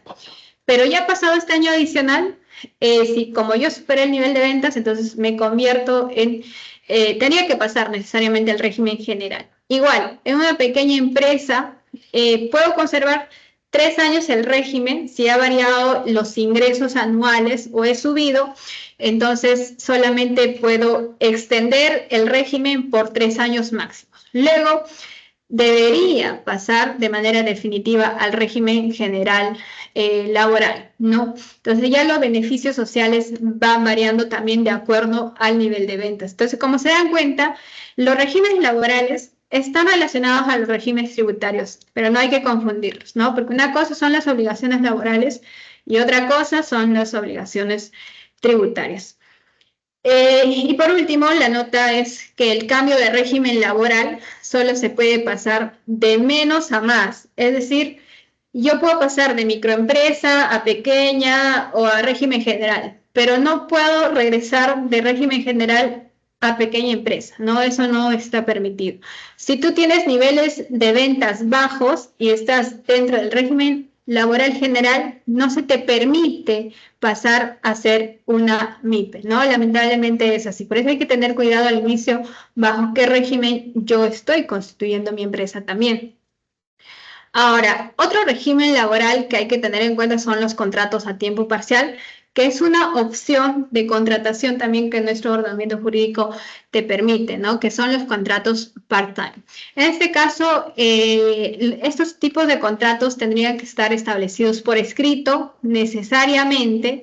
La jornada de trabajo de los que están contratados bajo esta modalidad tendría que ser entre 5 a 6 días, dar un resultado de un promedio de 4 horas diarias, ¿no? Eso es lo que establece la normativa. Tendrían que cumplir con esta jornada de trabajo para ser considerados, digamos, bajo esta modalidad de contratos part-time. Es importante mencionar que este tipo de contratos tienen que estar registrados en el Ministerio de Trabajo. Los demás contratos no, ya no es obligatorio registrarse en el Ministerio de Trabajo, o sea, me refiero a contratos a plazo fijo, por ejemplo. Antes eran obligatorios, ahora ya no son. Asimismo, otro beneficio es el tema de la remuneración proporcional. Aquí ya no estamos hablando de una remuneración mínima vital completa, sino se le otorga una remuneración proporcional en base a las horas laboradas, ¿no? Se le tiene beneficio de asignación familiar, utilidades, gratificación y vacaciones de 6 días. Muchas veces esto no se sabe, pero el convenio de 52 de la OIT ha establecido que los trabajadores que están contratados bajo tiempo parcial tienen vacaciones de 6 días. Eso sí, no tienen protección contra el despido arbitrario, pero sí tienen seguro de salud y seguro de vida ley. Ahora, la modalidad de contratación de trabajador extranjero. Este punto es importante para el tema en general que estamos tocando, que es el tema del soft landing. Es decir, ¿cómo es que yo puedo contratar a un trabajador que no sea peruano? ¿No? Entonces, aquí también es importante cumplir todas las formalidades. ¿Por qué? Porque digamos, existen límites, porcentajes limitativos que una empresa está permitida contratar a un personal extranjero. No puede contratar, digamos, la empresa tiene 20 trabajadores, los 20 trabajadores no pueden ser personal de otro país, ¿no? Existen porcentajes limitativos. La contratación de trabajador extranjero está regulada por el Decreto Legislativo 689 y su reglamento también de contratación de trabajadores extranjeros para, digamos, dar una referencia de su regulación. Ahora, es importante que los contratos de trabajo de un trabajador extranjero esté registrado en el Ministerio de Trabajo y esto se realiza mediante la plataforma Civice.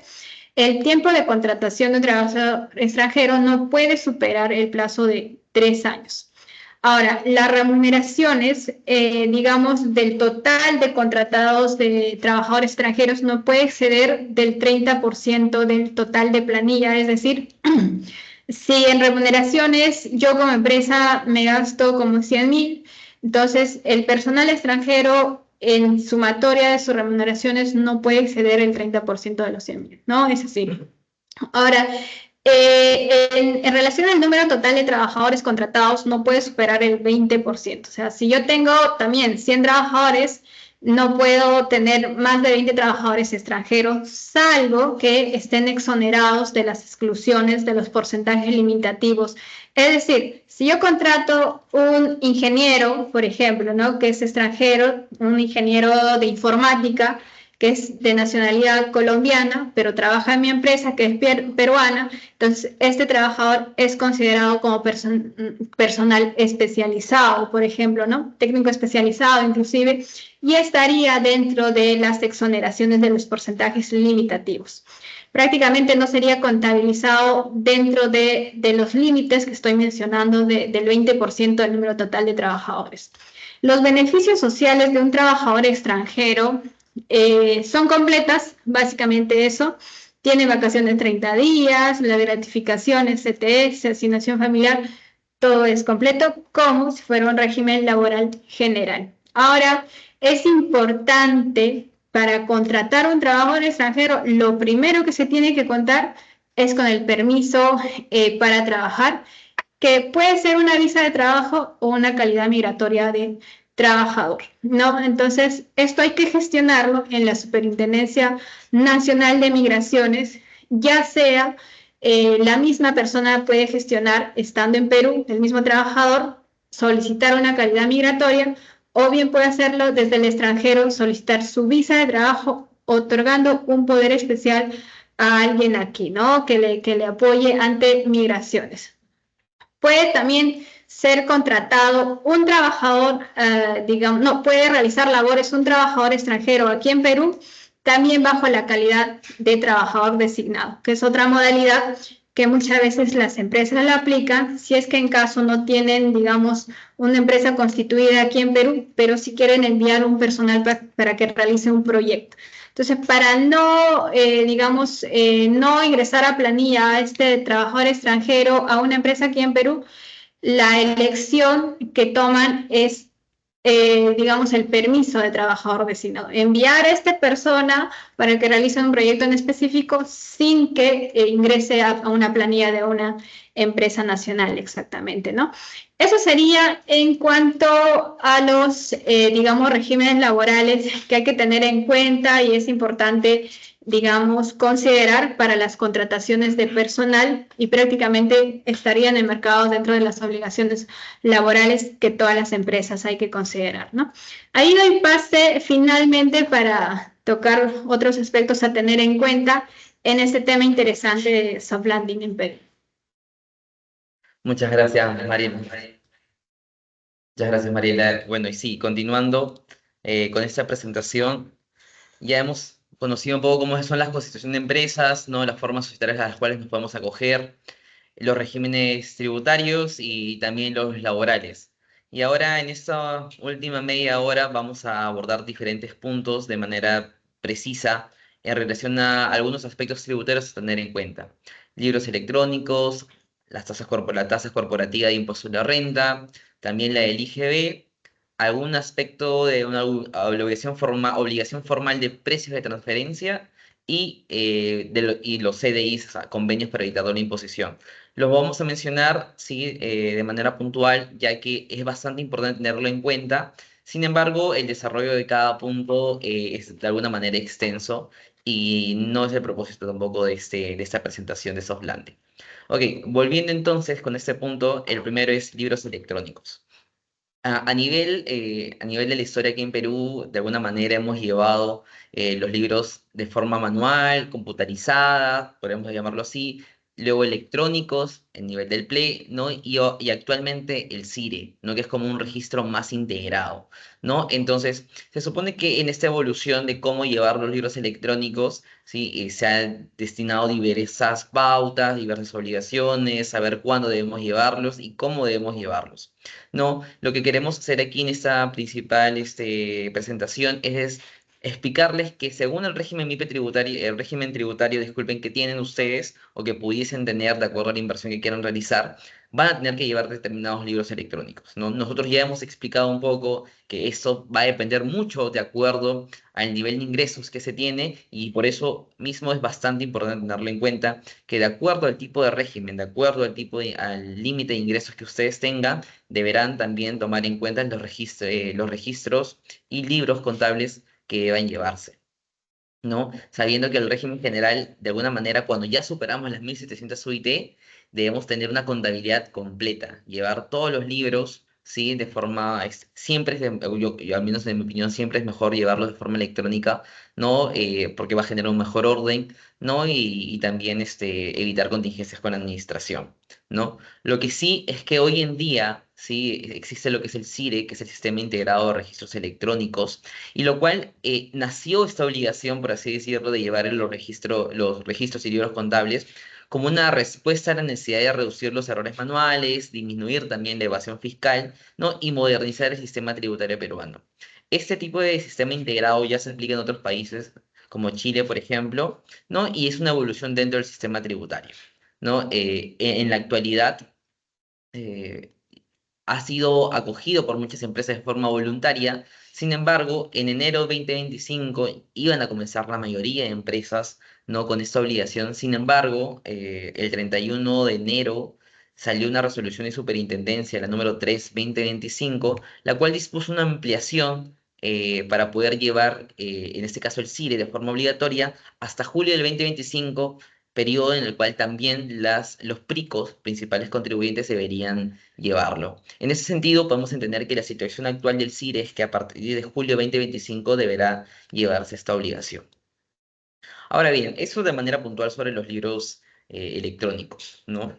Luego, una cuestión bastante importante que interesa cuando uno va a constituir su compañía, y de alguna manera ya lo hemos mencionado al inicio con el tema de la tasa de impuesto de la renta anual, vamos a hablar simplemente acá de la tasa de impuesto de la renta anual, es que la tasa general, ¿sí? Hablando de un régimen tributario, por ejemplo, un régimen general, ¿no? O ya el régimen MIPE tributario, pero sobrepasando las 10 UIT de ganancia, no, es que la tasa general de impuesto a la renta, o tasa corporativa, o tasa de la renta de tercera categoría, es del 29,5, ¿sí? Sobre las rentas netas. Entonces, esta es la tasa, por así decirlo, general, la que en el común denominador se va a poder escuchar, ¿no? Es que uno cuando viene a Perú y quiere invertir va a preguntar eso, ¿no? ¿Cuál es la tasa de impuesto a la renta vigente en el país?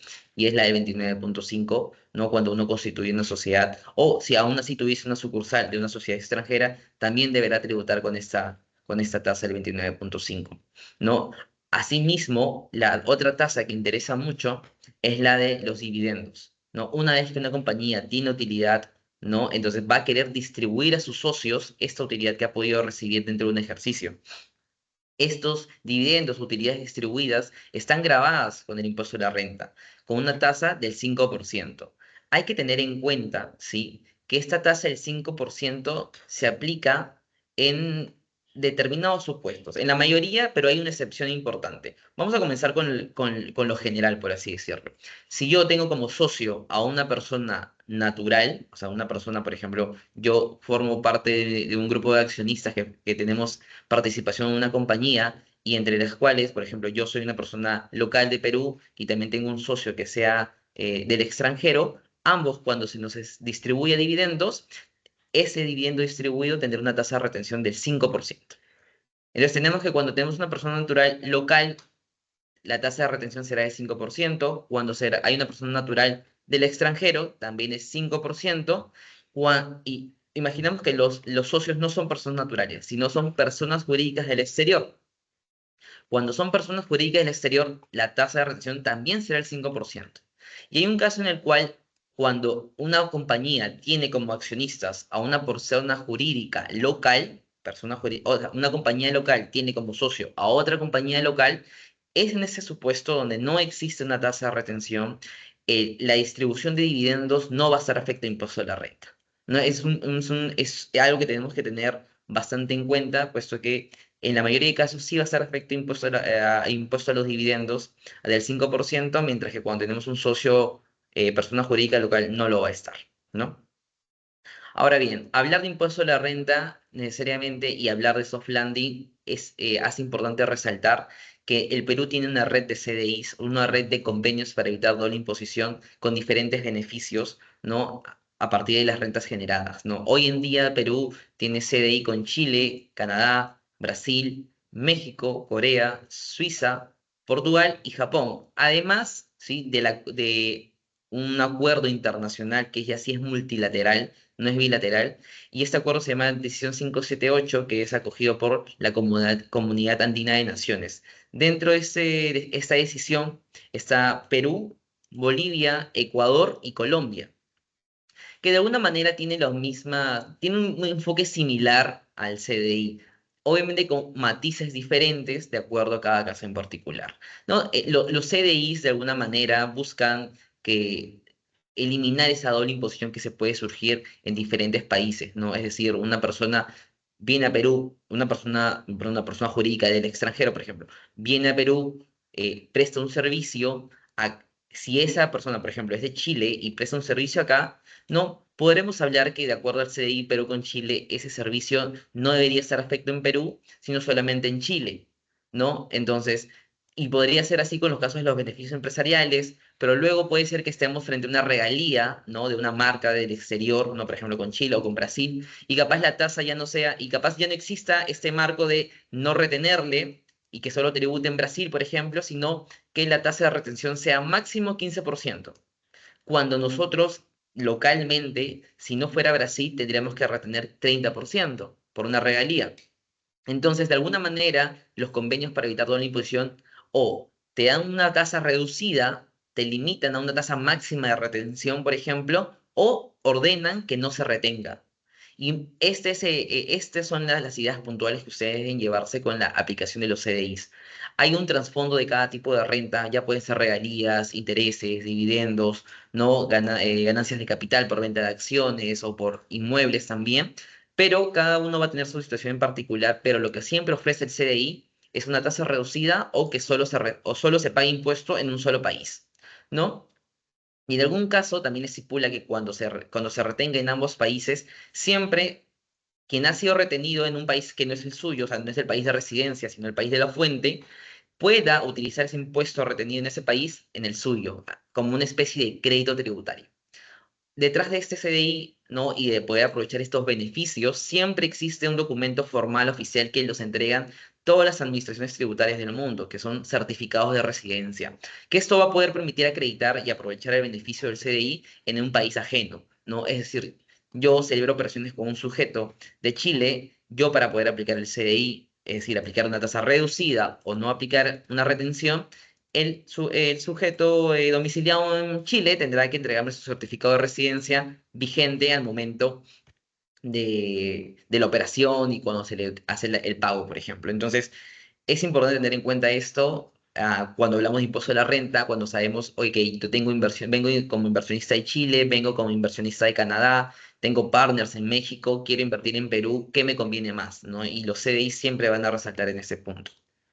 Luego, es importante destacar, y hay una palabra que tanto Mariela como mi persona hemos mencionado durante esta presentación, que es de hablar de una matriz ubicada en un país del exterior. ¿Esto qué hace? Que si esa matriz, por ejemplo, forma parte del accionariado de una compañía local, de alguna manera, si esta matriz con la compañía local celebran operaciones, se va a entender como una operación entre partes vinculadas. ¿Y por qué menciono esto? Porque a nivel de impuesto a la renta es sumamente importante. No es lo mismo celebrar una operación con una parte independiente, es decir, con un tercero, que una operación con una parte vinculada, es decir, con un socio que ha creado esa compañía aquí en Perú, que tiene una representación de más del 30% en el capital social, por ejemplo, 50, 99, 90, el número que ustedes quieran ponerle, pero siempre tiene que ser más del 30.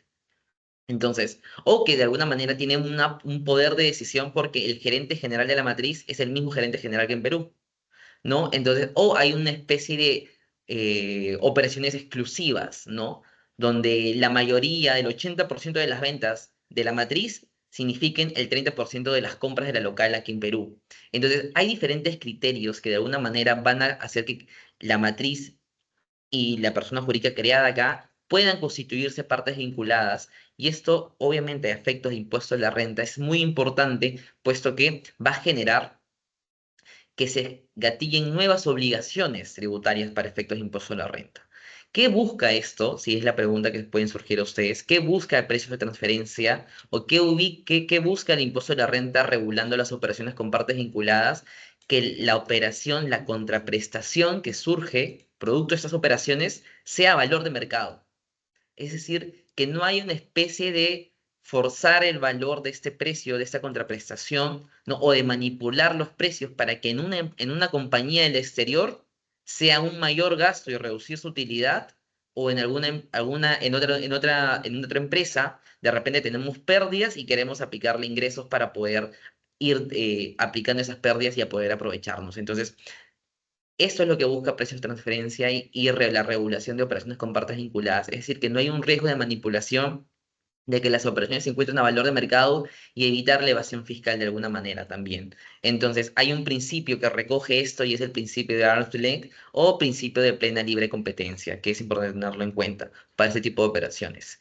Estar dentro del marco de precio de transferencia me obliga a tener en cuenta determinadas obligaciones formales. Ya hemos hablado de la declaración de impuesto a la renta anual que existe, ¿no? De la declaración del ITAN también, ¿no? Y tenemos que cuando estamos en el marco del precio de transferencia, hay determinadas obligaciones que debemos cumplir, como por ejemplo, reporte local. La pregunta, ¿cuándo y a quiénes deben presentar este reporte local? Si mis ingresos como compañía superan las 2.300 UIT y tengo operaciones con mi parte vinculada, por eso es importante saber cuándo estamos frente a una parte vinculada, van de 100 a 400 UIT, entonces estaremos obligados a presentar el reporte local, ¿no? Y por otro lado, ¿no? Un siguiente paso, un siguiente escalón después del reporte local es el reporte maestro, que aquí aplica a miembros del grupos con ingresos superiores a 20.000 UIT y cuando yo tenga operaciones con mis partes vinculadas superiores a 400 UIT. Entonces, si yo ya superé el primer eslabón del reporte local, probablemente pueda estar dentro del reporte maestro. Es importante tenerlo en cuenta, puesto que estas obligaciones no cumplirlas y que SUNAT detecte la omisión puede conllevar a una multa por pagar, ¿no? El reporte local se suele presentar en mayo del ejercicio siguiente, ¿no? Al cerrado, es decir, por ejemplo, ya cerré 2024, debería analizar si estoy obligado a presentar ese tipo de declaraciones y en caso esté obligado al reporte local, lo presentaré en mayo del ejercicio siguiente, es decir, en mayo del 2025. Igualito para el caso de reporte maestro, ¿no? Analizo 2024 y si estoy obligado, presentaré en septiembre del siguiente ejercicio. Un escalón siguiente, por así decirlo, y ya lo más top es el reporte país por país, o country by country, como algunos también lo pueden conocer, que aplica a grupos multinacionales con ingresos mayores a 2.700.000 soles. No, es un importe bastante alto, bastante material, por así decirlo, y la obligación va a estar dentro de la matriz peruana, si es la matriz aquí, ¿no? Está ubicada acá, o en caso se haya presentado en otro país, se pueda presentar una especie de documento acreditando a SUNAT que ya se ha presentado, ¿no? Y es obligación en otro país, ¿no? Y también el plazo es para hasta septiembre del ejercicio siguiente. Esas son las tres principales obligaciones formales, por así decirlo, a nivel de declaración anual.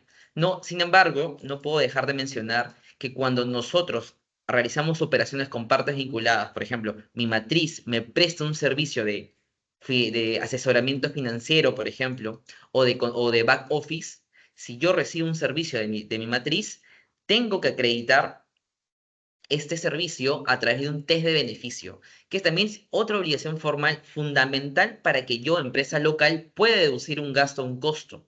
Si yo celebro operaciones con mis partes vinculadas, es decir, yo recibo servicios de mis partes vinculadas y no tengo un test de beneficio, cuando SUNAT venga y me fiscalice, ese gasto o costo no me lo va a permitir tomar, me lo va a desconocer y voy a tener que ajustar mi declaración jurada, rectificar y probablemente pagar una multa. Entonces, el test de beneficio es toda una estructura de un documento en el cual se cumplen diferentes criterios, ¿sí? Que de repente en otra sesión, ya hemos tenido una sesión de esto de test de beneficio, donde hemos explicado cada uno de los puntos importantes, pero para que se lleven la idea de qué puede significar un test-beneficio, es de que se muestre que efectivamente el servicio genera un valor económico comercial para la compañía y que no se celebre únicamente con el fin de poder atribuirse gasto. Entonces, eso es como una idea principal, debe estructurarse un informe, ¿no? Y en caso venga SUNAT y lo pida, tenerlo listo para poder presentarlo y para poder aprovechar ese gasto. Porque si no lo tuviésemos, estoy seguro, y la normativa sí lo indica, que SUNAT no desconocería el gasto y por lo tanto generaría una contingencia. Esto a nivel de precios de transferencia, ¿no? Sumamente importante. Ya hemos hablado un poco de los CDIs, bastante importante, y la obligación de precios de transferencia también, porque cuando una empresa busca invertir en el Perú, debe conocer que si pone accionistas o establece a su matriz, por ejemplo, como socio y supera o cumple con un criterio de vinculación, debe tener en cuenta ese tipo de obligaciones formales, porque no tenerlo en cuenta podría recaer en una multa, ¿no? Ahora bien, ya hemos hablado un poco de impuesto a la renta, aterricemos ahora en IGB. El IGB es un impuesto netamente territorial, ¿sí? Es decir, tienen que realizarse las operaciones aquí en el país o aprovecharse de alguna manera para algunos supuestos para poder saber que estamos efectivamente bajo una operación afecta. Nuestra tasa actual del IGB es de 18%, ¿no? Y por lo tanto, nuestro impuesto como tal de general en las ventas, en otros países puede llamarse IVA, por ejemplo, o VAT, ¿no? Entonces, grava principalmente la venta de bienes muebles en el país, la prestación de servicios en el país o la utilización de servicios prestados por no domiciliados, sujetos no domiciliados, contratos de construcción, importación de bienes del exterior y la primera venta de bienes inmuebles. Es cierto que esas son las operaciones que están como tal dentro del ámbito de aplicación, es decir, que están afectas a IGB. No puedo dejar de mencionar que las exportaciones que se realicen del Perú hacia el exterior están grabadas, pero están grabadas con una tasa cero. ¿Ok? Entonces, de alguna manera, la mayoría de personas de frente, si hacen una pregunta sobre exportaciones, dirían que no está grabada, pero sería una respuesta técnicamente incorrecta, puesto que las exportaciones están grabadas, pero con una tasa cero. No se paga IGB y las exportaciones tienen un beneficio para estos efectos, ¿no? Entonces, importante tener en cuenta este tipo de operaciones que van a estar grabadas al impuesto. Nuestra tasa actual es del 18%. Existen operaciones que están exoneradas, ¿no? Ya sea a nivel de venta de bienes o a nivel de servicios. Hay una lista taxativa que está en el apéndice 1 y 2 de la ley del IGB, así como en su artículo 2, ¿no? Ahora bien, el IGB como tal, cuando yo vendo, voy a generar un débito fiscal, pero también cuando yo compro, genero un IGB, producto del proveedor que me está prestando el servicio, me está vendiendo los bienes. Este IGB que recibo de un proveedor es conocido como un crédito fiscal. El crédito fiscal producido por compras locales que va a poder ser utilizado contra mis ventas también locales, ¿no? Entonces, este crédito fiscal va a poder ser acumulado mes a mes y utilizarse contra el IGB de cada mes también. Sin embargo, hay que tener en cuenta que este crédito fiscal tiene que ser válido, por así decirlo. Es decir, que cumple los requisitos sustanciales y formales que la normativa establece. Y los dos principales requisitos sustanciales que la normativa establece para yo decir, ok, este crédito que he adquirido puedo utilizarlo contra mi IGB del mes, es de que el crédito fiscal sea permitido para costo-gasto para la empresa, es decir, que cumpla con el principio de causalidad, es decir, que esta compra que yo he tenido necesariamente sirva para generar rentas grabadas, por ejemplo. Y por otro lado, que este crédito fiscal, ¿no? Que yo recibo por producto de una compra o producto de un servicio, sea destinado a una operación también grabada con IGB. Entonces, ¿qué pasa cuando yo puedo adquirir compras y no tengo ventas grabadas con IGB? No metamos aquí a la exportación, porque sí hemos mencionado que la exportación está grabada pero con tasa cero. Metamos a las operaciones que sean inafectas, a las versiones exoneradas. En esos casos, ese crédito fiscal, si la normativa no establece lo contrario, como con las donaciones, ese crédito fiscal no podrá ser utilizado, pero sí podrá ser aplicado como gasto, ¿no? Hay un artículo 69 dentro de la ley del IGB que establece este supuesto, para poder aliviar de alguna manera y no perder, ¿no? La implicancia de haber pagado ya un crédito fiscal de alguna manera, ¿no? Y los requisitos formales son que, bueno, que exista, que esté discriminado el comprobante de pago haya sido emitido por una persona que esté activa hoy de vida, ¿no? Y que se anote correctamente en el registro de compras.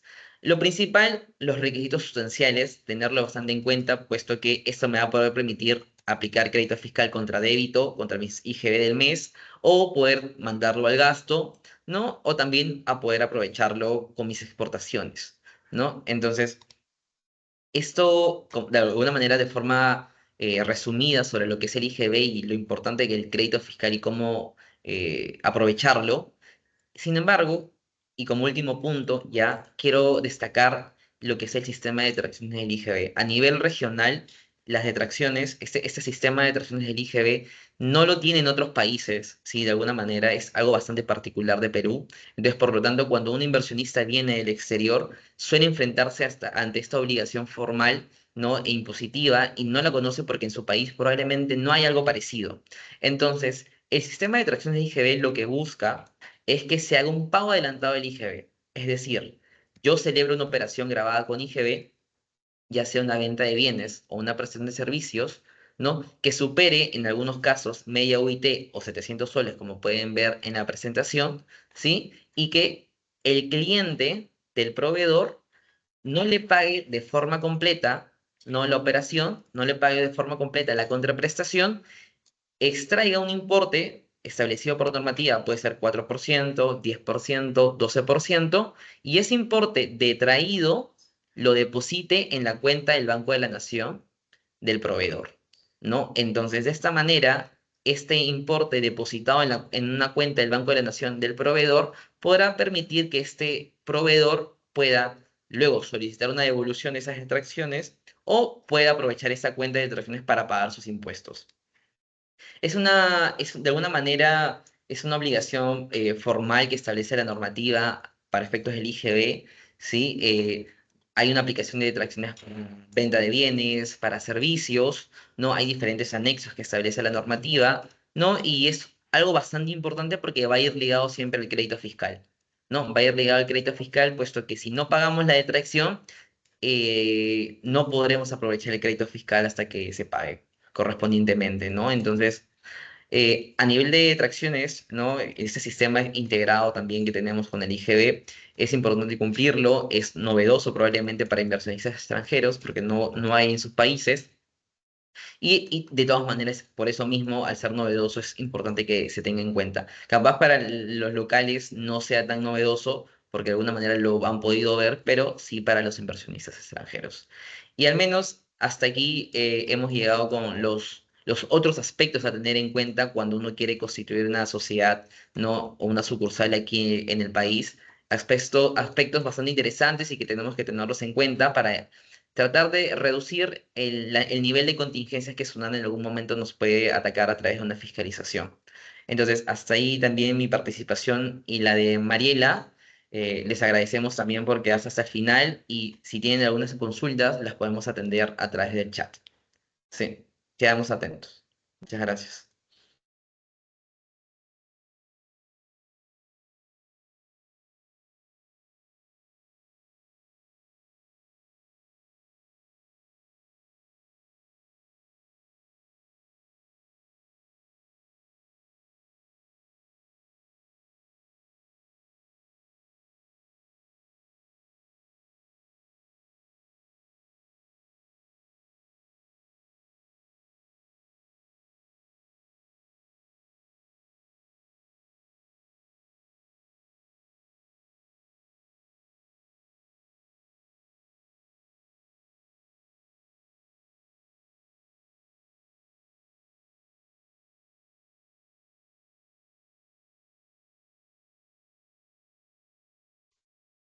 Hola Nancy, ¿qué tal? Sí, claro, coméntanos.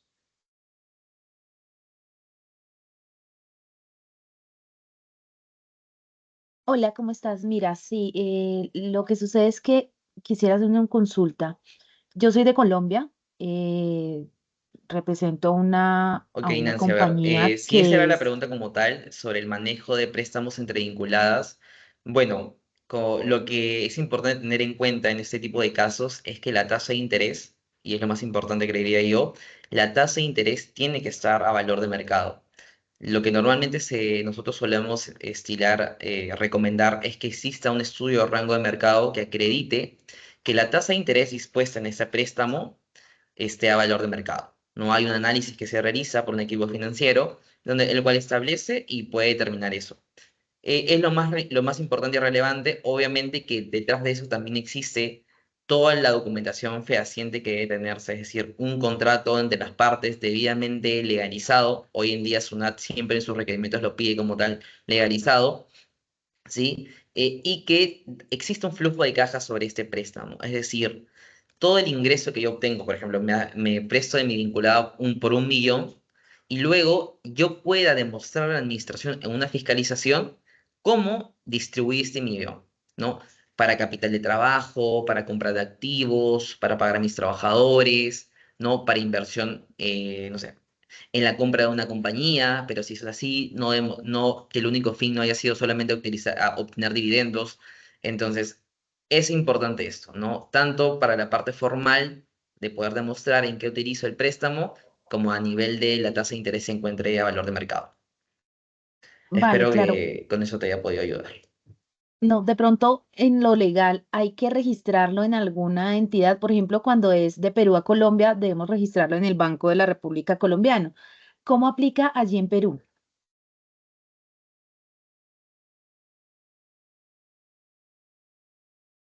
Hola Diana, ¿qué tal? No, efectivamente, el 5% de dividendos es sobre la utilidad fiscal, ¿no? Entonces, a nivel financiero, no sé si de repente pueda hacerse una proyección distinta, pero la base para hacerlo es la que tú comentas.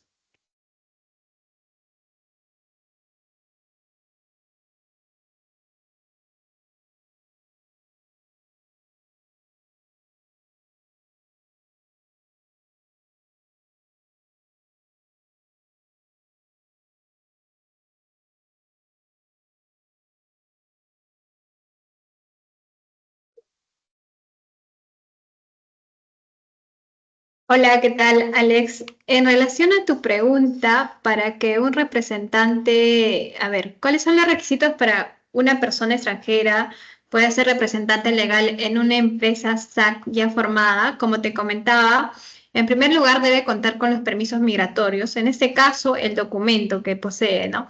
¿Cuál es el documento más recomendable para efectos prácticos? Es el carnet de extranjería o la visa de negocios.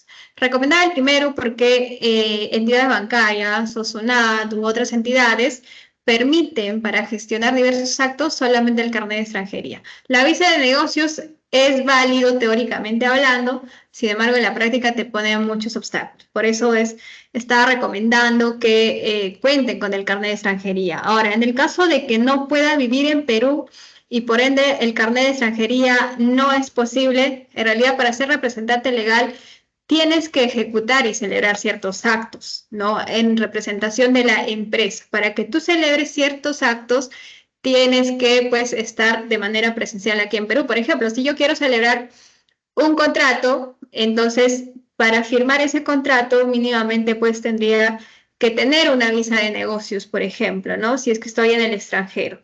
Al menos tendría que tener ese permiso. O en todo caso, podría firmar de manera digital, que también se realiza contractualmente hablando, y tendría que enviar el documento apostillado. Por ejemplo, no son formalidades que se manejan, pero si tenemos un caso de una adjudicación o documentos a firmar ante una entidad pública, no puedo hacerlo desde el extranjero, necesariamente tendría que encontrarme en Perú. Entonces, de acuerdo a cada caso se evalúa, por eso nosotros recomendamos que cuente, sobre todo con un carnet de extranjería, para evitar cualquier tipo de inconvenientes y quedarse obstaculizado en la práctica, ¿no? Eso. Gracias, Daniela. Me queda mucho más claro. El caso es que el representante legal de la empresa donde trabajo, de origen colombiano, cuenta con su carnet de extranjería al momento de obtener el puesto de representante legal, ya que fue dado en el último año. Sin embargo, uno de los requisitos para mantener el carnet de extranjería vigente es vivir más de 6 meses en Perú, algo que no es posible en esta figura que tenemos organizacionalmente en la empresa, y actualmente el carnet de extranjería ya no está vigente. En ese caso, pues ahorita estamos viendo qué opción manejar, qué figura manejar. Entonces, no sé qué nos puedes recomendar ahora. Sí, justamente el caso que planteas es como que un ejemplo de los inconvenientes que tiene, digamos, al ser un representante extranjero que maneja la representación desde el extranjero, ¿no? En todo caso, lo que nosotros recomendamos en ese tipo de casos es que nombren a un representante legal, ya sea de nacionalidad peruana o en todo caso que tenga un carnet de extranjería vigente, ¿no? Tendría que renovar el carnet de extranjería. Ahora, como tú mencionas, el carnet de extranjería para que se renueve tendría que tener primero un permiso acá o recibir aquí en Perú, inclusive más de un año, ¿no? No necesariamente 6 meses. ¿Por qué? Porque el carnet de extranjería otorgan a personas que tienen un permiso o una visa mayor a un año, no menos. Entonces, nosotros recomendamos que tengan un representante con un carnet de extranjería vigente o bien una persona de nacionalidad peruana. Son para efectos prácticos, ¿no? De lo contrario, van a estar estancados, porque así también nos ha pasado esa situación. Entonces, no es conveniente, digamos, que mantengan un representante con un documento vencido. Mínimamente eso, ¿no? Muchas gracias, Daniela, y felicitaciones por la exposición. Me queda muy claro.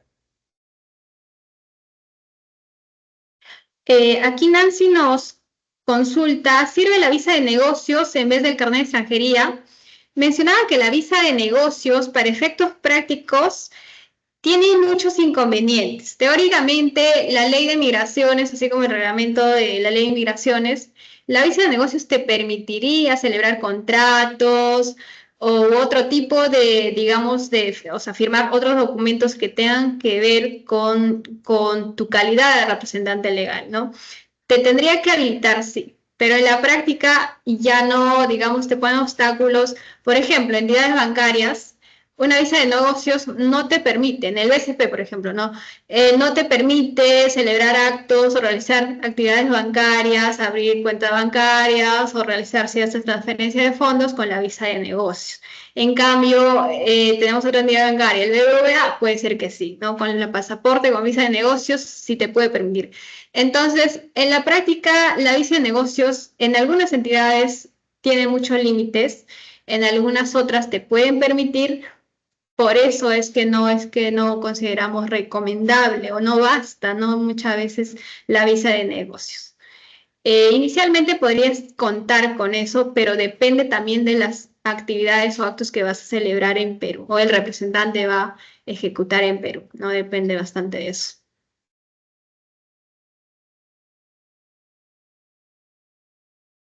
No sé si hay otra consulta adicional. Igual estamos aquí para resolverle. A ti, Nancy. Gracias.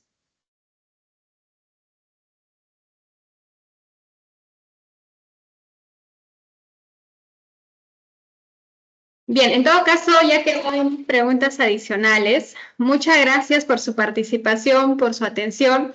Espero hayan comprendido un poquito de este tema interesante. En realidad, en el mundo empresarial es bastante importante tomar en cuenta cada uno de esos aspectos, ya sea laborales, tributarios, legales, societarios, entre otros aspectos para, digamos, ejercer actividad empresarial en el mercado, ¿no?